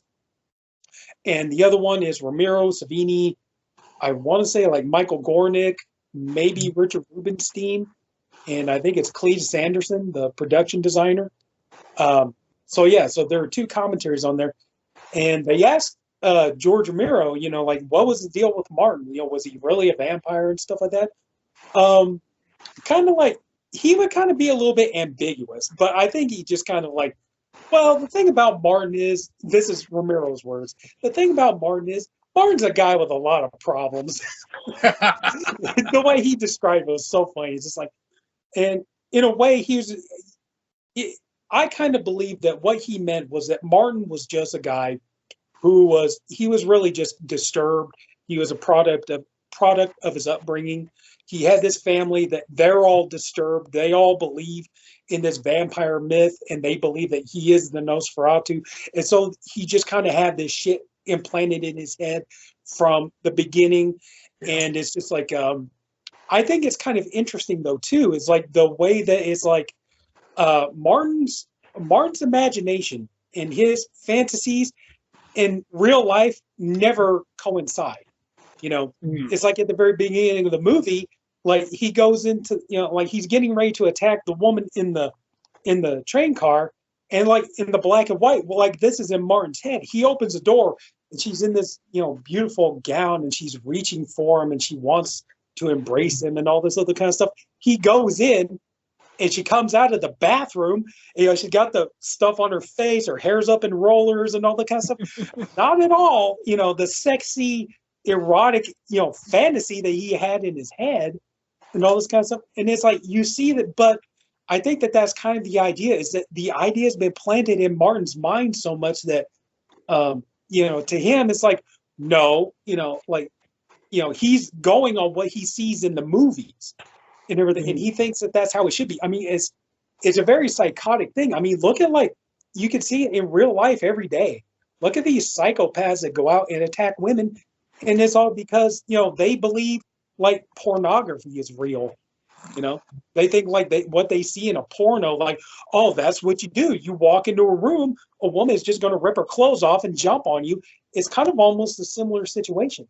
Is that Martin believes that whatever situation he walks into, it's going to be like in the vampire movies that he's seen. And so, and then like what Rob said earlier, he goes into the house to, you know, he thinks that the woman is going to be alone, but it turns out she's there with a lover. And so now he's got two people. And he doesn't even kill the woman. You know, he's like, you know, now I don't have to hurt you. And all this. And he ends up killing the guy instead, you know, and stuff like that. So, but I just thought, like, there's just so much to this movie, and it just, you know, and I like the idea of, like, it's not your stereotypical vampire movie. It's about a man who thinks he's a vampire. And it's also, there's a little bit of like a coming of age kind of a thing. Like, he's kind of growing up in the sense, you know, like he meets a woman that he can actually fall in love with, and even though she's married, they have an affair and stuff, and everything, like Rob said, everything doesn't really work out very well. But I just thought it was such an amazing, interesting take on it. And this, and just the, you know, and it's funny that it's not the idea that just Martin thinks he's a vampire, but just about everybody around him also thinks he is. You know, his entire family, you know, and it's kind of funny though too that, like, his cousin, like, you know, Christine Forrest, she plays his cousin, is like, you know, there were ways she could have helped him, but at the end, you know, he's kind of like, you know, yeah, even she just kind of pretty much abandoned me. It's like, you know, she said she was all right, never heard from her, all this kind of stuff. You almost got, because there are times in the movie she's like, no, I really want to help you get through this. You know, it's like, I think she takes off with her boyfriend, right? Huh? She takes off with her boyfriend, right? Yeah, Tom Savini's character. Yeah. And then I think it's so funny that even to the point, like, you know, and of course, you know, to see George Romero come in and play the priest, that was so awesome to see. And he's also kind of like, he's almost kind of like the cool priest, you know, and all that kind of stuff. You know, he's like, you know, because, you know, the cousin is in there thinking, like, you know, I want this, you know, like very, very like old-fashioned, Old Testament kind of hard-edged priest and all this kind of stuff. And Ramirez just kind of sitting there smoking cigarettes, kind of like, hey, man, did you see The Exorcist? I thought it was great, you know, and stuff like that. That was kind of cool, too, you know. It's like, but just everything about this movie, I just thought this movie, it's brilliant. It's brilliant storytelling and all this other kind of stuff. And it's like, just, you know, and the fact that Martin keeps like taunting his cousin over and over again, telling him, you know, like, there isn't any magic, there is a magic and all this kind of stuff and everything else. And he's like, you know, in the part in the playground where he's like got the fake teeth in the cave, he says, woo, and he actually turns around and starts hitting him. He's all like, it's just a costume, you know, and all this stuff. So,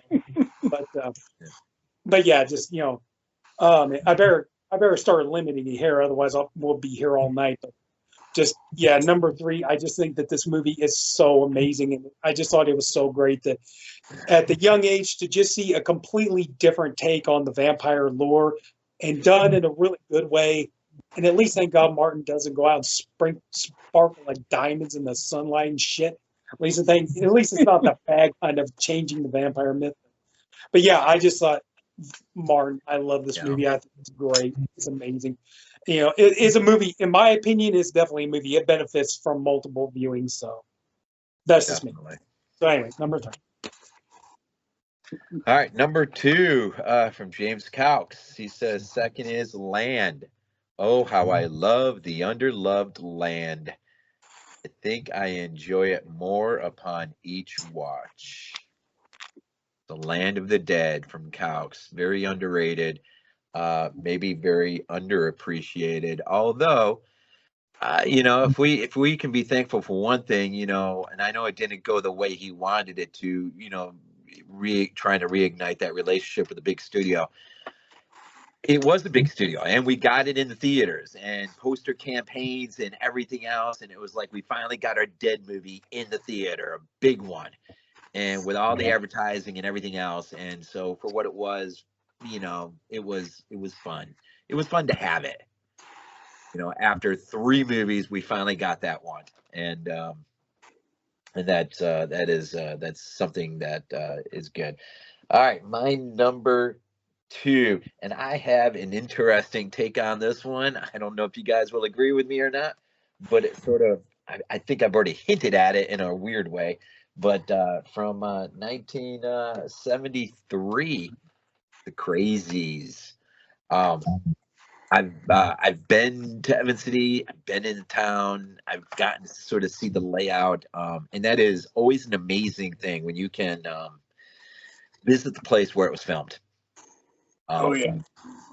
Continuing the theme of the human condition, of course, you've got just the whole idea of this biological weapon that's be it accidentally or not, it finds its way into the water supply of this town, in which the military is very, very quick to sort of close in and put the anvil down on this small town, and the corruption goes right up to the top. And these poor people, in a way, it got me to thinking about the sadness in a way, because this is a movie where the drug, this bioweapon, unleashes everyone's worst attributes. Yeah. So even if the father, let's just say every once in a great while, the father fantasized being with his daughter. He would have never done it in a million years. Yeah. But Trixie unlocks it, and not only that, but she is a willing accomplice in that, but in a weird, demented way, because when she walks out in the field and and starts I don't know, and it's not really coming onto the NBC draped soldiers. I mean, she's almost in a weird, subtle delirium of just, she sort of knows what happened, and she sort of can't get her mind around it. And I don't know, it's a weird scene for Lynn Laurie, right? Yeah. When she gets Well, I don't know. You see, like a lot of her '70s movies, it's kind of on par for her. Like you see Shivers and Cat People. Stuff like that. Yeah, she gets a weird cameo in the remake too. Yeah. Which is it's kind of like, actually, it's almost kind of like her. It's kind of like the scene in the original with the lady out there just sweeping the grass amidst all the gunfire and stuff. But and that's like, I mean, of course, the opening scene with the father killing his family, burning the house down is I think in a way it's way more dramatic, I think, than the remake. I think the remake is just, I mean, it's just too, like most new movies, is too polished, where the movies he did in the 70s were so unpolished, especially if they were done in 16 millimeter. It's got that rough aesthetic that just gives it a better realism. It feels real. And that dad walking through the house, and the kid's just terrified, not knowing what he's doing. But for me, I thought, I've been thinking about this more and more. I love Richard France, the guy who plays Dr. Watson here, the guy who is working hard at trying to create a cure for the very thing he made himself. And and it's funny because you read reviews, critical reviews and stuff, and Dr. Watts usually, I mean, what I've seen and read is he's put up on a high pedestal. He's a good guy. He's trying to find a cure. Well, he created Trixie. Into what end? To use it in war and dump on an unexpected population? So you got the morality of that issue. I mean, here is the man who created this thing, and now he, and so, in a way, he gets what he has coming to him at the end. And I know most people look at his end as totally different than I see it. I see it as, well, this is what happens when it's like, well, not to get deep into it or anything, but, the origins of COVID, when something gets unleashed out into the public, what is this weird fascination with those who probably had a hand in creating it, and even though they're trying to do their best to help us, we put them up on some sort of pedestal? Why were you doing it to begin with? It's like you're just tempting fate. And as much as I love Richard Franson, I love his role in Dawn. He sort of gets the end he sort of deserves, which is it's kind of hard it's kind of hard to realize your way through, because he just sort of steps out of a doorway. He's going to run the antidote down to another place, and then he gets caught up in the movement of people, and no one of course the military doesn't believe him, which is funny. None of them believe who he is or what he's saying or doing, and so they just usher him down until finally the antidote falls out of his hands and breaks over the floor, and then presumably he falls down the stairs and breaks his neck, and that's the end of Dr. Watts. But again, it's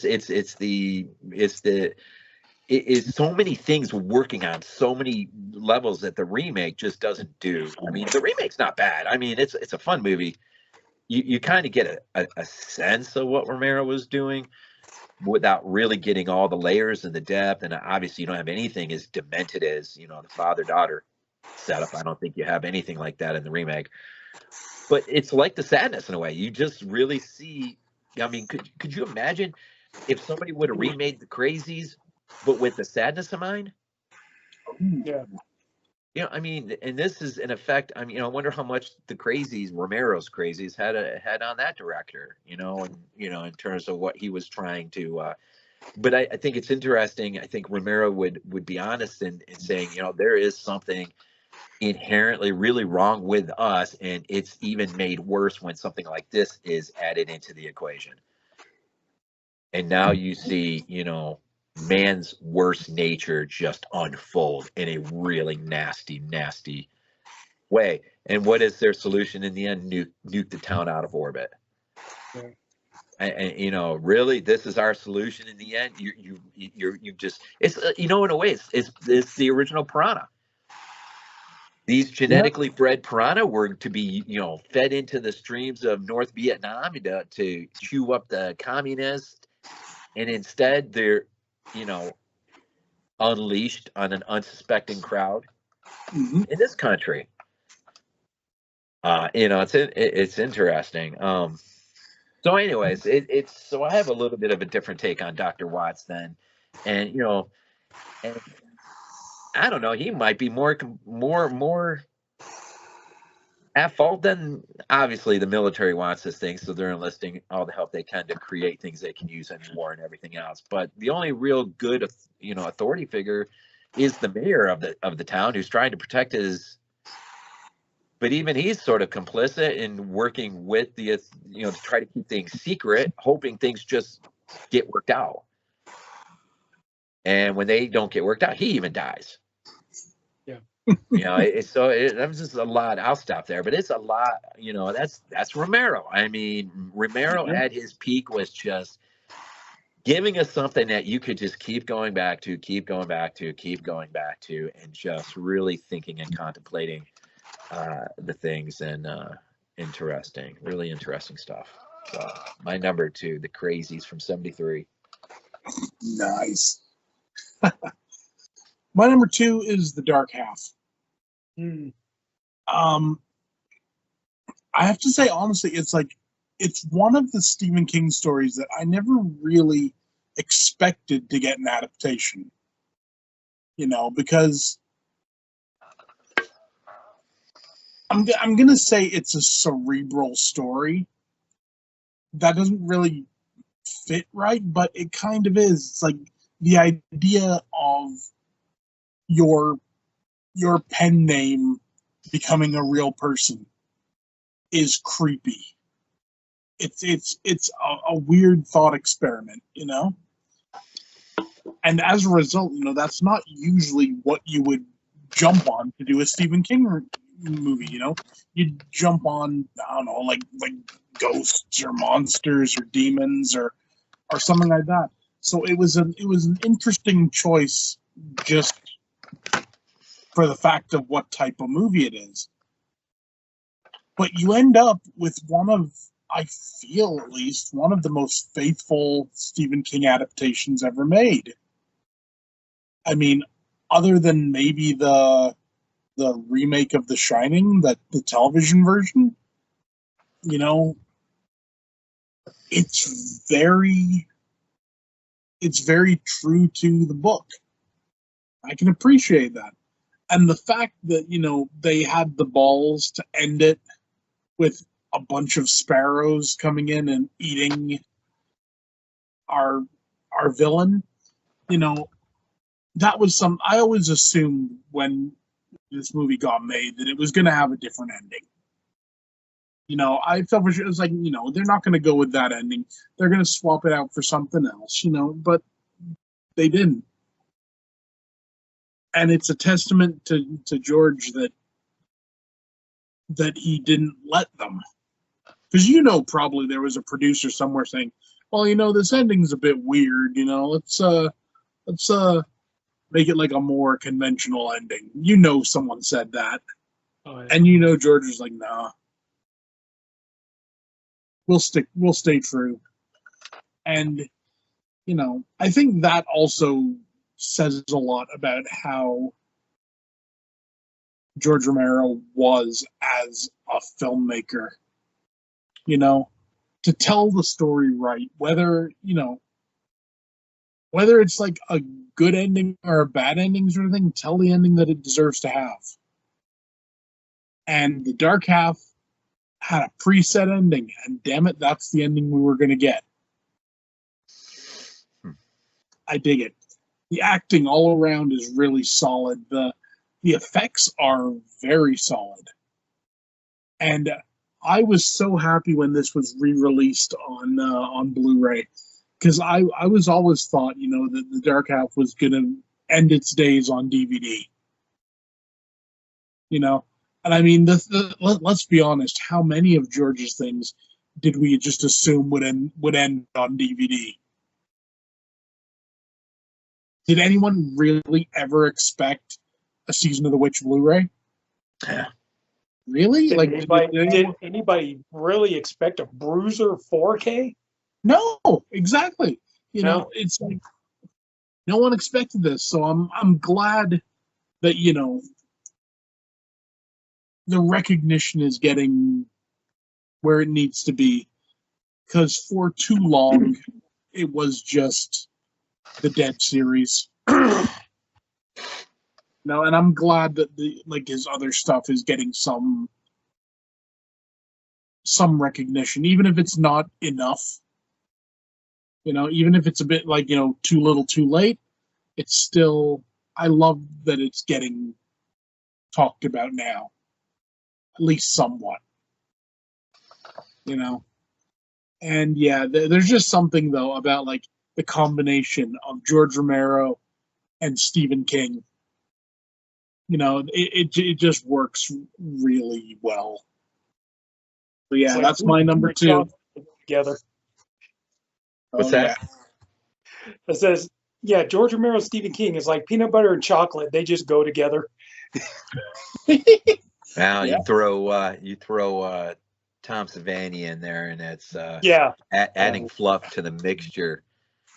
There you go. You know, as it's fluffy from the crepe. It's like chocolate, caramel, and peanut butter. They all go together. There you go. All right, so continuing on with that whole Stephen King, George Romero vibe. Yeah, my number 2 is going to be Creepshow. Oh God, I don't know if there's much more I can say. I think you two have already pretty much said all the best things about this movie that can be said. It's just, I think that this movie is just, in every aspect, it's a masterpiece. It's a true horror film. It's brilliant. The acting is amazing. I know that now.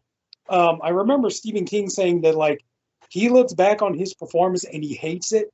He doesn't. He thinks that he was like too silly. He was too over the top. He was too campy and stuff like that. But the funny part is like Stephen King's performance as Jordy Verrill in this movie is one of the things people adore about this movie. People love him in that role. You know. Yeah. You know, who doesn't love video shit? you know. So, but just everything in this movie is like, my God, and that was kind of the thing. It was nice to see the evolution of Tom Savini as a special effects artist, because we saw him in like, some of the older movies like Dawn of the Dead had some good stuff, but you could tell like the fake blood wasn't where it needed to be and stuff like that. Martin, a couple, I mean, you could kind of tell like the effect was just, the razor with the ear syringe, just, doing like that, the fake blood and everything else. This here, like you saw that, like just with every movie that Savini did the effects for, he just kept getting better and better and better. And then by the time he got to Day of the Dead, God damn, I mean, there was, and then also too, the fact that, Romero and Savini had a great eye for talent. And they, I know he didn't work on this movie, but for Day of the Dead, they scoped out a young buck named Greg Nicotero, and they knew talent when they saw it, and they latched onto this guy and everything else. And it worked out for us horror fans ever since. But anyway, I'm getting off topic. But I just think that, like, I love the idea that that Romero really tried. This wasn't just meant to be a love letter to comic books. It was meant to be a comic book itself. Yeah. The way that the movie is shot, the framing, you see that it goes from panel to panel and everything else. And you see the way that it switches from animation, the background, the way that like Leslie Nielsen there, the lighted background and everything else. And just, everything about it. It just, John Harrison's music score is perfect. Just, like I said, there's just not too much more I could say about this that you guys haven't already said. And they're perfect morality tales. And I would say there was one thing that kind of bugs me. I just kind of wish that that Romero did. I mean, I understand why he didn't, but I just kind of wish Romero did go on and direct Creepshow 2 as well. And but one of the things that I do love is I don't know if either of you guys have seen the AMC Creepshow series.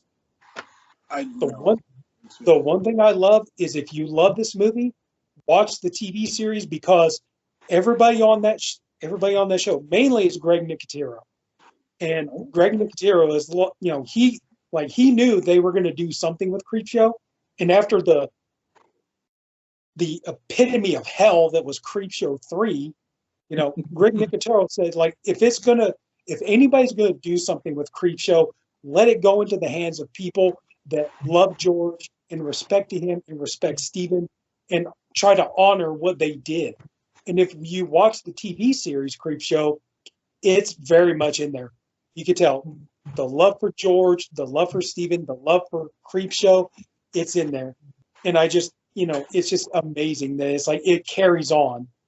Mm-hmm. But yeah, I'm running out of things to say, but just like everything, the cast, you think like you could get a cast like this, all veteran Hollywood legends in this movie and everything else in a comic book horror movie, like, they had to have been people who back in the day, like Hal Holbrook or E.G. Marshall or Vivica Lindfors or something, like they probably read Tales from the Crypt comic books and stuff like that. They were probably fans of that stuff themselves. That's probably why they agreed to do this.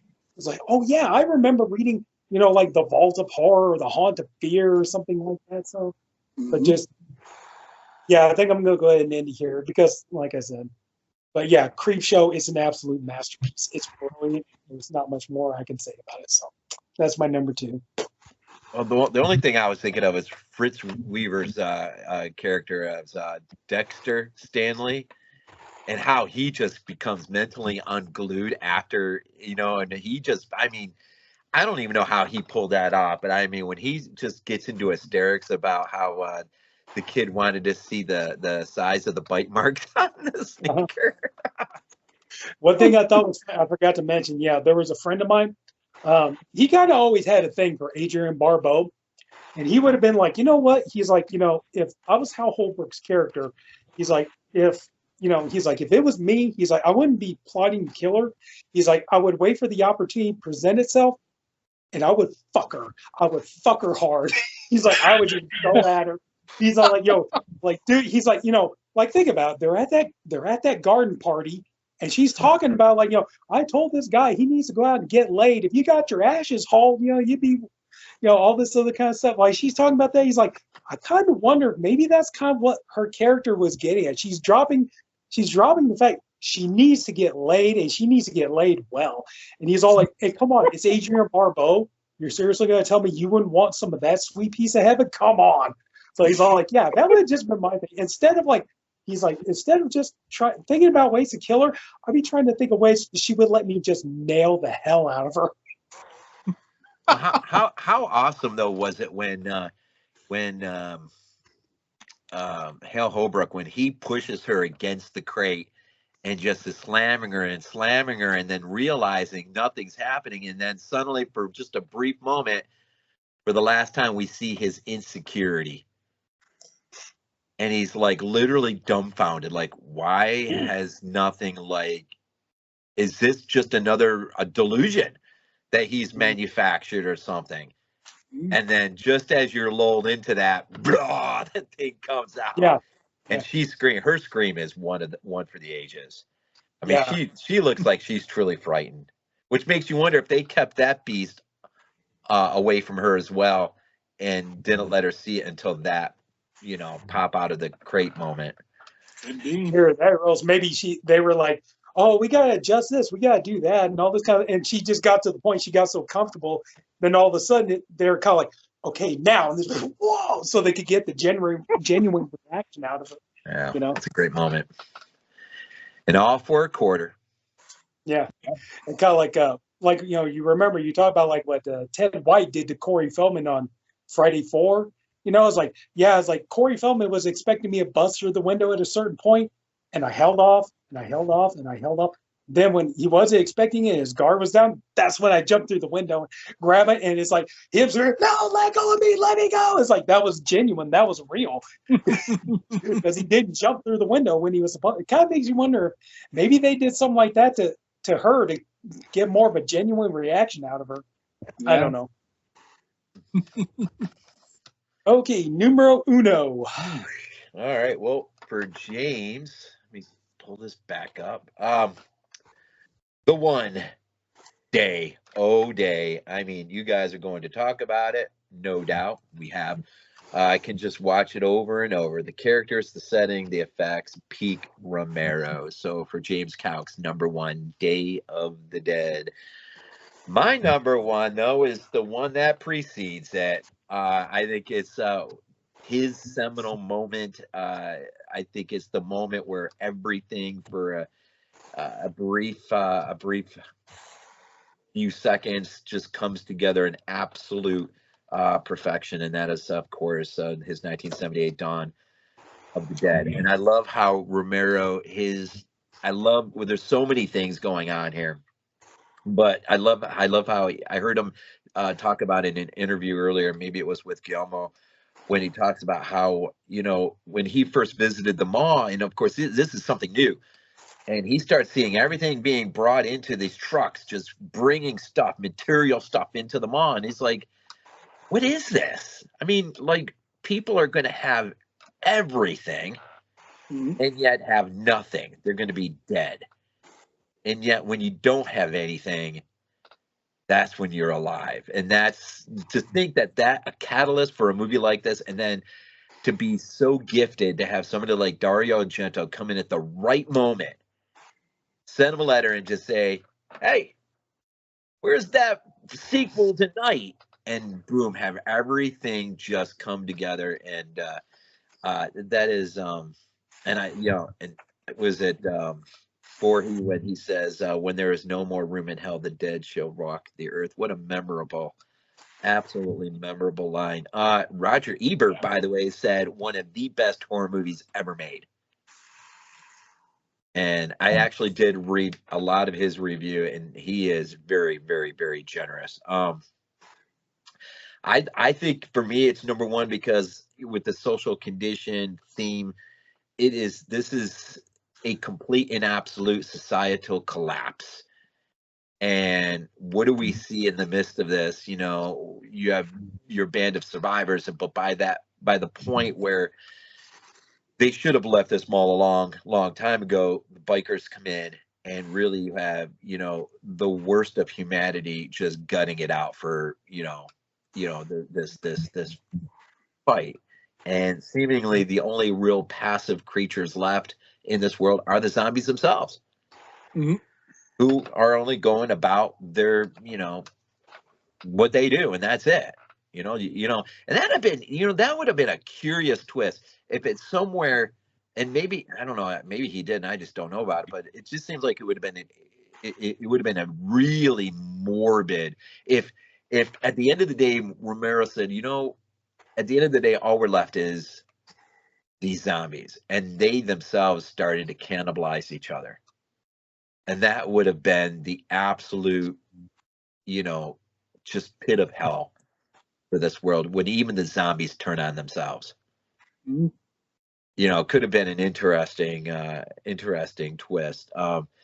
And something I heard him say too earlier today, that even the TV becomes your worst enemy, because the TV in the beginning is literally sending people to sites that are no longer functioning. So in effect, the TV is sending people to their death. Yep. Which is, really scary. But I love the with Richard Francis and Crawford going back at each other on the TV in their debate is it really does feel like a debate that could happen today in the midst of a societal collapse. You would see people like this just going after each other on in a very similar debate. And I was really, really, really fortunate to meet is it Foster, his name, that plays Dr. Crawford?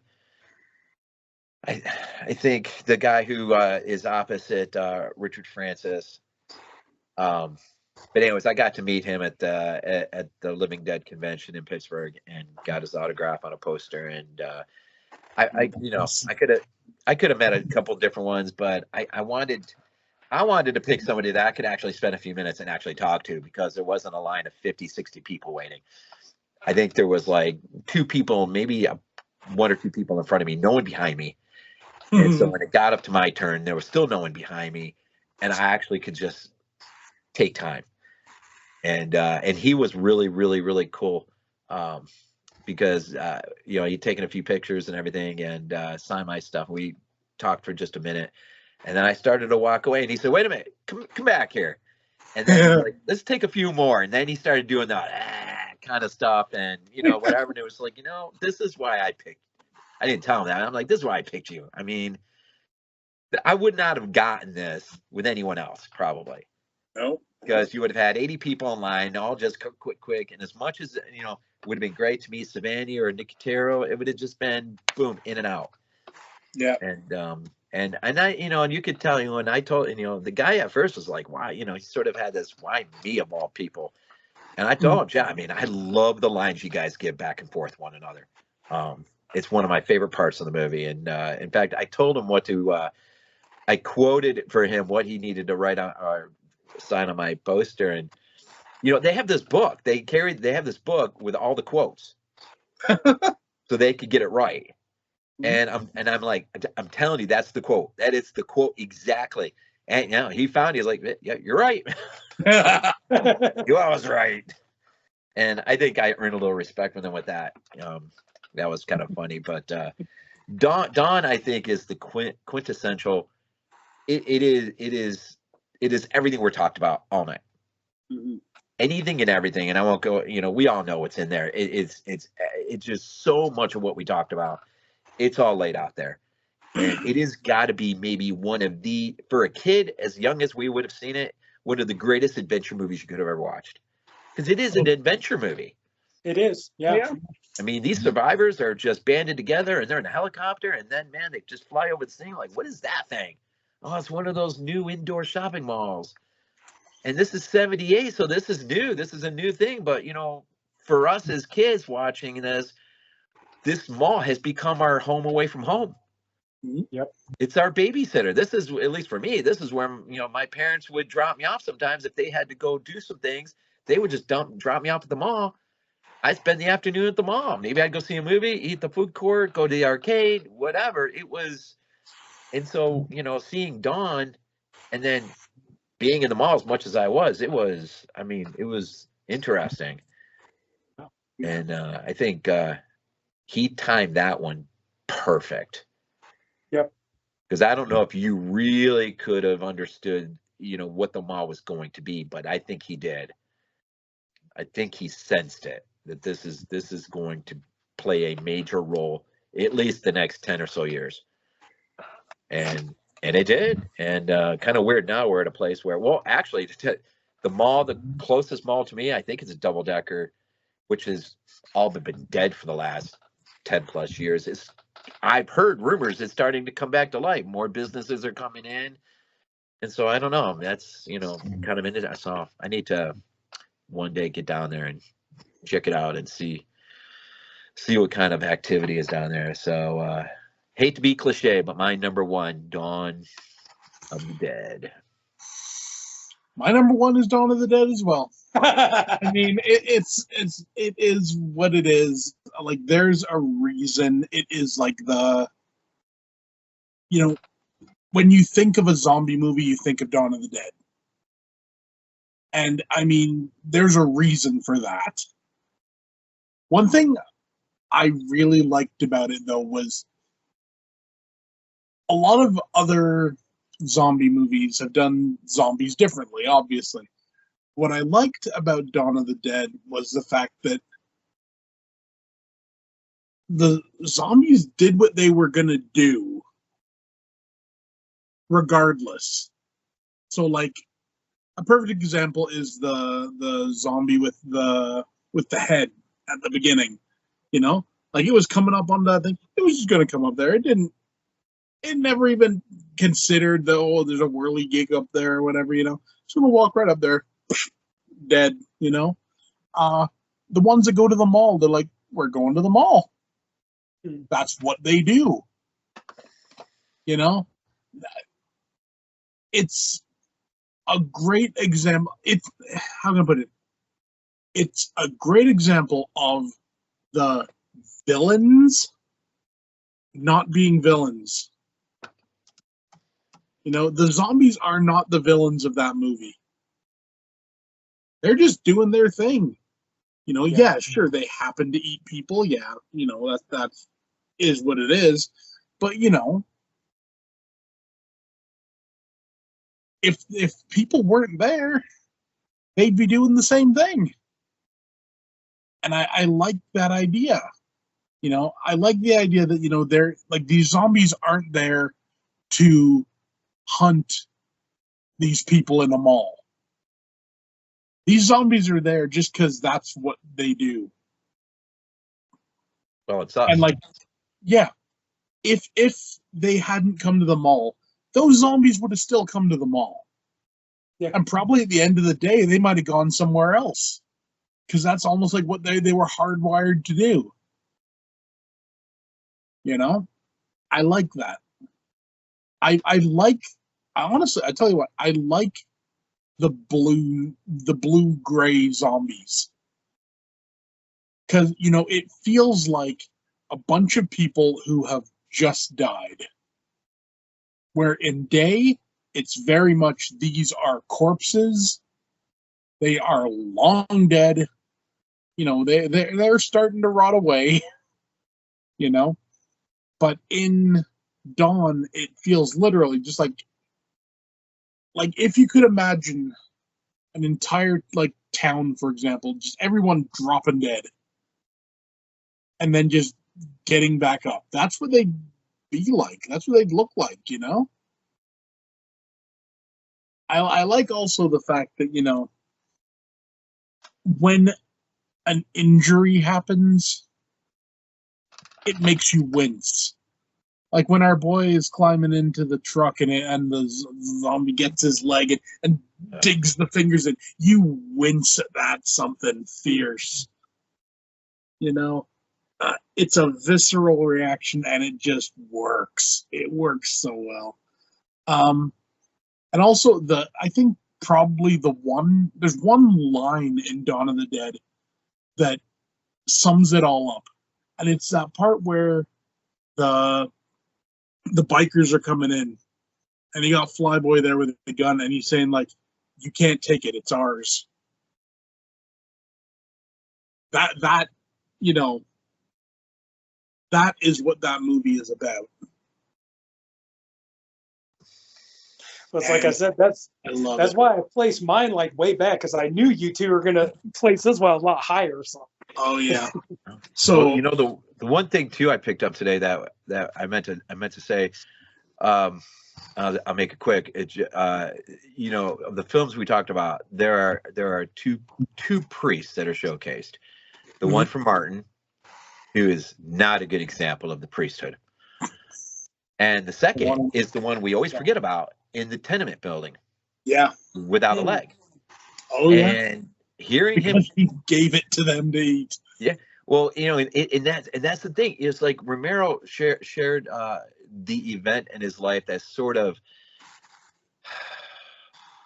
threw water on whatever upbringing in Catholicism he was given, and then he sort of talks about, you know, the priest of Martin, and then he also mentions, and it's almost like he was saying, like, look, if you're gonna show me the priest from Martin and say that's my priest, I'm gonna say thank you, but no thanks. Keep it. I don't want it. But if you're gonna tell me the priest from Dawn is my priest, I'm gonna have a little bit of a different attitude, because this is sacrificial love. This guy has given himself to serving others, and that's what it's supposed to be. Yeah. Complete servanthood. And unlike you usually see a lot of times. And I just thought that was really interesting, because it was the only time I ever really heard of those two sort of balanced out against each other, and him talk about it a little bit. Because, well, you know, I think Guillermo del Toro is pretty, he's raised pretty strong Catholic, and it comes through a lot of his movies. And he's a little bit more open about his sort of faith and whatnot. And he kind of talked with Romero, and it's around how those two sort of were, you know, Romero's kind of like, but you know, but they both express things so differently in their films and everything else. But yeah, that's that. And no one ever thinks about that priest in the tenement building, even though he does play an interesting role. And I just love that he just comes out with his one leg, and he's like, I've given them their last rites. Do what you got to do. Yeah. You know, and I mean, I guess really he's almost like the last, like, spark of humanity in that movie. Yeah.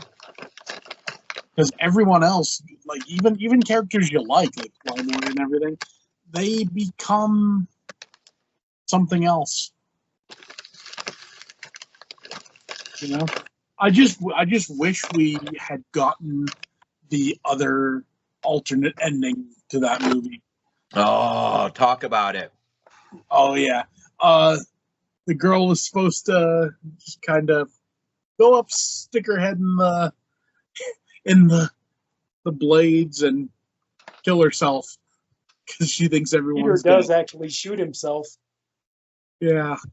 Like, instead of taking the gun and turn, it's like, no, he was going to shoot himself because he'd rather die than have to leave that mall. You know? Yeah. You know, it could have been so dark, the ending, but I think really the ending that we got is the ending kind of that the movie needed. Yeah. So, like, if you had gone full dark with that ending, I don't know if you could have come back with another movie, because Day goes dark, you know. Yeah. But when you think of it, like could you have imagined Dawn with the ending of Night? You would have had no. That would have just been a feel bad movie.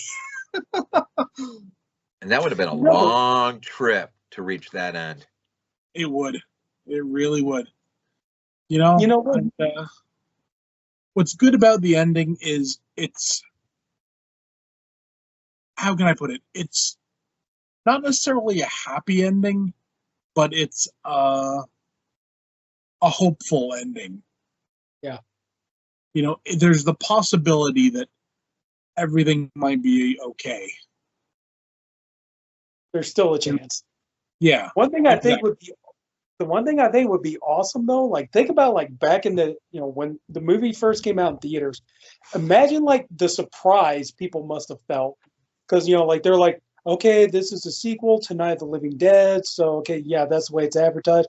We know how Night of the Living Dead ended, so like think about they're going into the movie with that mindset that's like, okay, this is gonna be so everybody's gonna die at the end of this. The way same thing like Night of the Living Dead. And then to get that flip at the end, holy shit, he's kicking those zombies' asses, and he manages to get. They both live. Oh my god, who would have thought? It's like, like imagine how much, that probably would have been interesting. Like, people going in expecting that downer ending and knowing, because they're like, yeah, Night of the Living Dead had that really like grim downer ending, so you're expecting it, and then all of a sudden, oh my god, you get this rousing crowd cheering moment where all of a sudden, oh my god, there's still a chance, and all that stuff. So Well, I think if you really want to know what that end would have felt like, we did get it in Hell of the Living Dead. Yeah. Everyone dies at the end. That's true. That is true. And let's never forget the ending of the remake as well, which God, that begs so much more though. I really wanted that. I wanted that island horror piece with those zombies. Oh yeah. Honestly, just you could. I want to believe that the end of the Dawn of the Dead remake leads directly into the events of the Dead Island games. That's what I want to believe. But yeah, my number one, Dawn of the Dead. Okay. For my number one here, I hope you guys don't mind. I went out of the box just a tiny bit, but I think you'll understand. For my number one for George Romero, I went with Tales from the Dark Side. Oh, nice. Because George Romero created this show and it was his. He wrote so many of the scripts for this show. He wrote a lot of stories for it. But also, too, one of the things I really appreciate is like this show had no problems with going dark. You saw kids getting devoured on this show. Some of these episodes have really, really grim endings.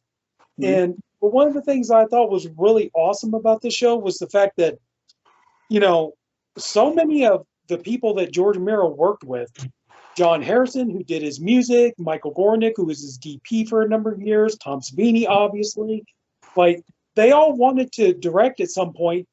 And so basically Romero kind of used this as like his film school.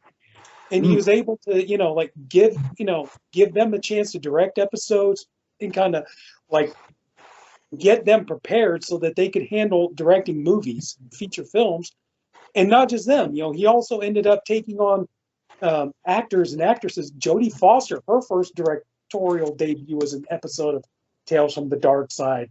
Bob Balaban from Close Encounters of the Third Kind, he directed an episode on here, and then he went on to do Parents with Randy Quaid, and just and just so many other things like that. And just Stephen King, was able to. He had like believe it or not, Stephen King wrote a script that got turned down. He wrote this. Yeah, he wrote a script for it was supposed to be for the show Amazing Stories, called Sorry Right Number, and he wrote that. And he sent that into Amazing Stories. Spielberg rejected it and said, "No, it doesn't really fit the tone of our show and all that kind of stuff." And then so he's like, gave it to Romero and Richard Rubenstein. Is like, would you guys consider doing it? It's like, yeah, and so they did it. And so, and also too, there were adaptations of Robert Bloch stories.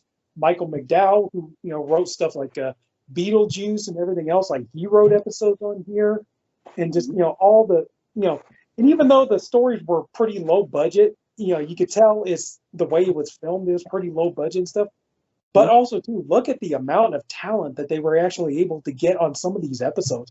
They got some name actors and actresses to be on this. You had Justine Bateman at the time. She was big because she was on Family Ties. E.G. Marshall is in an episode of this. Fritz Weaver is in an episode of this. God, on and on. Trying to remember. There were just so many, but, Paul Dooley, like we all remember Paul Dooley from the 80s. He was in everything. He was in Popeye and Strange Brew and 16 Candles and, whatever else, like he was in everything. We got Lil Seth Green and we got young Christian Slater in here and all that kind of stuff. So, and just to think about like all, so much talent and everything else that kind of got discovered because, a lot of their first appearances were on the show. And everything. So I think that's why I picked it, and just. And let's never forget that creepy ass thing that's on the front. Right. Well, that thing freaks me out to this day. Calls it Lizzie, and stuff. And then, just back there, like, and there you go. It looks like Fluffy, don't it? Yeah. Like, How many seasons was there? Huh? How many seasons? 3 seasons. How many episodes per season? Do you know? Let me check. I think it's 10, but I'm not sure. I'm seeing it on Amazon for like $50. Let's see. You can grab it on. I grabbed mine from Walmart for about like 10. Okay, it looks to be about. Okay, I'm sorry. There's actually 4 seasons. Oh. Let's see. It looks like about 24 episodes per season. Whoa. Oh, You wow. guys can see that or not?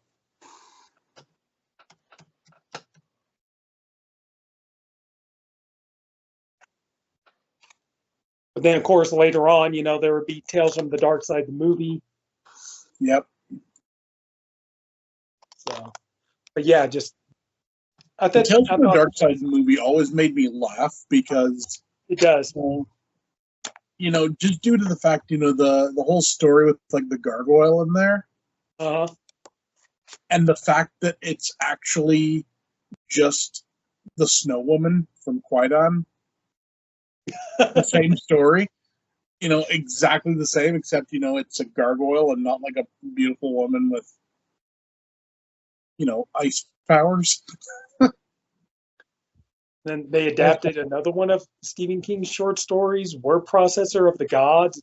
Bruce Davison was in that one, and just but yeah, just I thought that's why I kind of like when I thought about that is like the fact that so many young talent got their start doing episodes for this show, and the fact that too that like he Romero kind of turned this into a film school for all of his friends so that they could start getting their toes wet and to get into filmmaking and stuff like that. And so it was because of all those reasons I was like, I know this isn't a movie, it's a TV show, but I just thought that that would just I had no idea he created it. he created the show. Did he direct any episodes?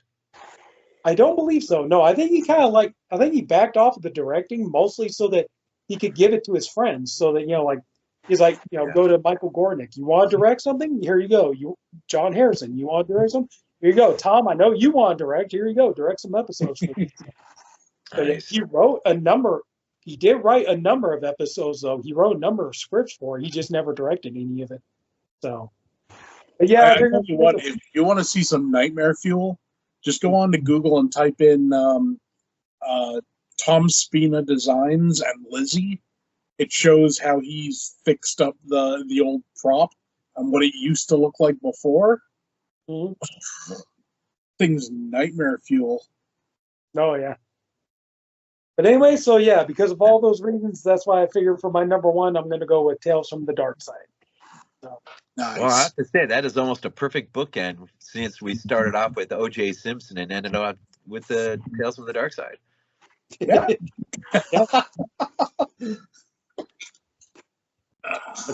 I was kind of worried though because I was like, well, this isn't a movie. This is that's a perfect way to end it. Yeah. It's nice that he gave other people the same opportunity that he found himself being blessed with, and that's really awesome. Definitely. But I did not know that though. Yeah, that was kind of the thing, like he yeah, he wrote a number of the episodes and stuff. He created the show and everything, but like he knew that, like, friends of his they worked with all those years, and, he knew that they wanted to direct something themselves, and so it was kind of like, yeah, I'm going to do this, like, that's the thing, like this would be kind of like their film school, they could work on these little short episodes, and they can know, like, they'll learn how to make, like, to be able to tell a whole story in very little time and have to learn to work within the restraints of a budget and all that other kind of stuff. So that was part of the thing that I loved about that. That's why I wanted to go ahead and include that. So, and he The only was ahead of us, So. the only movie that I have, thanks to Glenn, that I hearing him talk, it came up in his talk with Guillermo del Toro. I really wish I would have forced myself to watch was Night Riders. The way he talks about that film and where it came at a particular time in his life, and a lot of the stuff that comes out in the movie is almost a direct reflection of things that he was dealing with, and as a director and with people around him. And I just thought, there is one definitely that I'm going to get to sooner than later, because that really seems like there's a lot working in there as well. Yeah. Oh, you have seen it or haven't seen it yet? I haven't. I mean, if I did, it was so long ago. It was on HBO when I was a kid, and just because it has that Excalibur look, and the knights and everything. I mean, I sort of remember it, but I just don't remember. I don't remember sitting there as a kid watching it, going, "Oh wow, this is cool." I just remember it being advertised. I remember seeing pictures of it in the HBO book when it came in the mail. So I'm familiar with the idea for sure. I just one of the movies I haven't. Okay, you haven't seen Night Riders yet. I'm not going to give it away, okay? But there's going to be, keep your eyes open for it. There's going to be a fun little cameo in there. You'll know it when you see it. Nice. Okay? Not saying who it is, but like I said, you'll know it when you see it. It'll be fun. I definitely need to get Bruiser in my collection, the dark half of my collection. Was there another one? Besides Tales from the Dark Side. Didn't you say you needed Monkey Shines? Oh yeah, Monkey Shines. Those are the big three. I really need those three. So his complete filmography is somewhere around 18 then, huh? As far as I think so, yeah. Well, if you want to, even like if you watch his interview on There's Always Vanilla, even Romero himself said, you can skip this one. He hated that movie. He didn't like doing that movie. Yeah.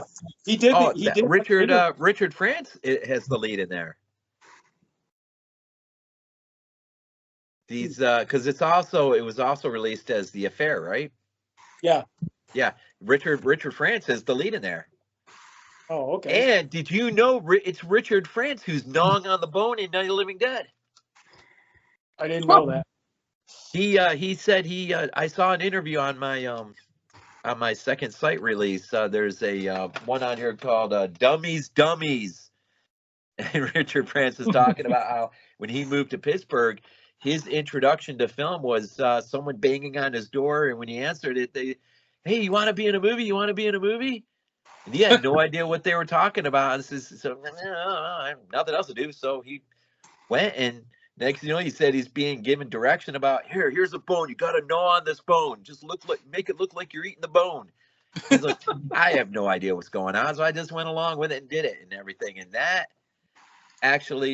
role actually in a weird way led to ultimately in a roundabout way how him and Romero actually ended up crossing paths, because I don't think he never met Romero when he went. It was probably secondary shooting and stuff, and so he never actually but their paths when they did cross, they actually became really good friends, and then Romero actually went out did some really big things for him to help his career out as far as getting in the union and everything as an actor. And so he really just, one complimentary thing after another in terms of, what Romero did for him ultimately. And, Richard France is awesome, man. He's just got that voice. Yeah, it's like, but if you ever watch like on the Blu-ray, if you watch, Romero did an interview on There's Always Vanilla, and he was talking about like he was like really just like down. I mean, this is one of the few times you ever seen Romero just he was just like he's like, I'm sorry, this this just isn't my mood. He's like, I'm sorry, I don't care about this movie. I have no affection for it. It was just an assignment. He's like, the point was just to try to do something that wasn't a horror movie right after Night of the Living Dead. He's like, I remember very little about it. I just don't care. He's like, I'm sorry, it wasn't my idea, and stuff like that. I just wasn't invested in it and stuff. But the one thing is though, it's like I do know a couple of guys that are like fans of Night of the Living Dead, and they asked me like, have you seen There's Always Vanilla? Because they hadn't seen it. I said, yeah, and I was like, I'll tell you what though, if you're ever interested, if Judith Ridley played Judy in Night of the Living Dead, and they're like, yeah. If you ever wonder what she looks like nude, watch There's Always Vanilla, and they're like, okay, that might be worth watching it for. Because there's a couple of scenes where Judith Ridley, she's nude. You get to see her in the movie. So yeah, if that interests you, I guess you could watch it for that. But yeah, it's definitely not. It's not a particularly good movie, to be honest with you. It's it's kind of meant to be this kind of like 70s love story and all this kind of stuff, and yeah, you can kind of see why Romero wasn't really fond of it and stuff. But anyway, yeah, just all his other stuff was so much better. It was better when he wrote his own stories, pretty much. Well, with the exception of Creepshow, because yeah, he didn't write Creepshow. Well, there you go. I think that was a pretty good overview of Oh yeah. a career many people might not be that well aware of, as far as the obvious things, right? So, all right. Well, I guess that'll wrap things up for another collaborative attempt to roundtable discuss something, and this time was George A. Romero. So hopefully, if you're still here listening, does close it out. Thank you for riding all the way with us, and I'm pretty sure the next one will be directorial debuts. That could be a lot of fun. And the next Graveyard Shift podcast will be Halloween 2 Kills. That really does have a ring to it. So It does. all right. Well, from here at BodyBags and whatnot. Yeah. Have a good night, everyone.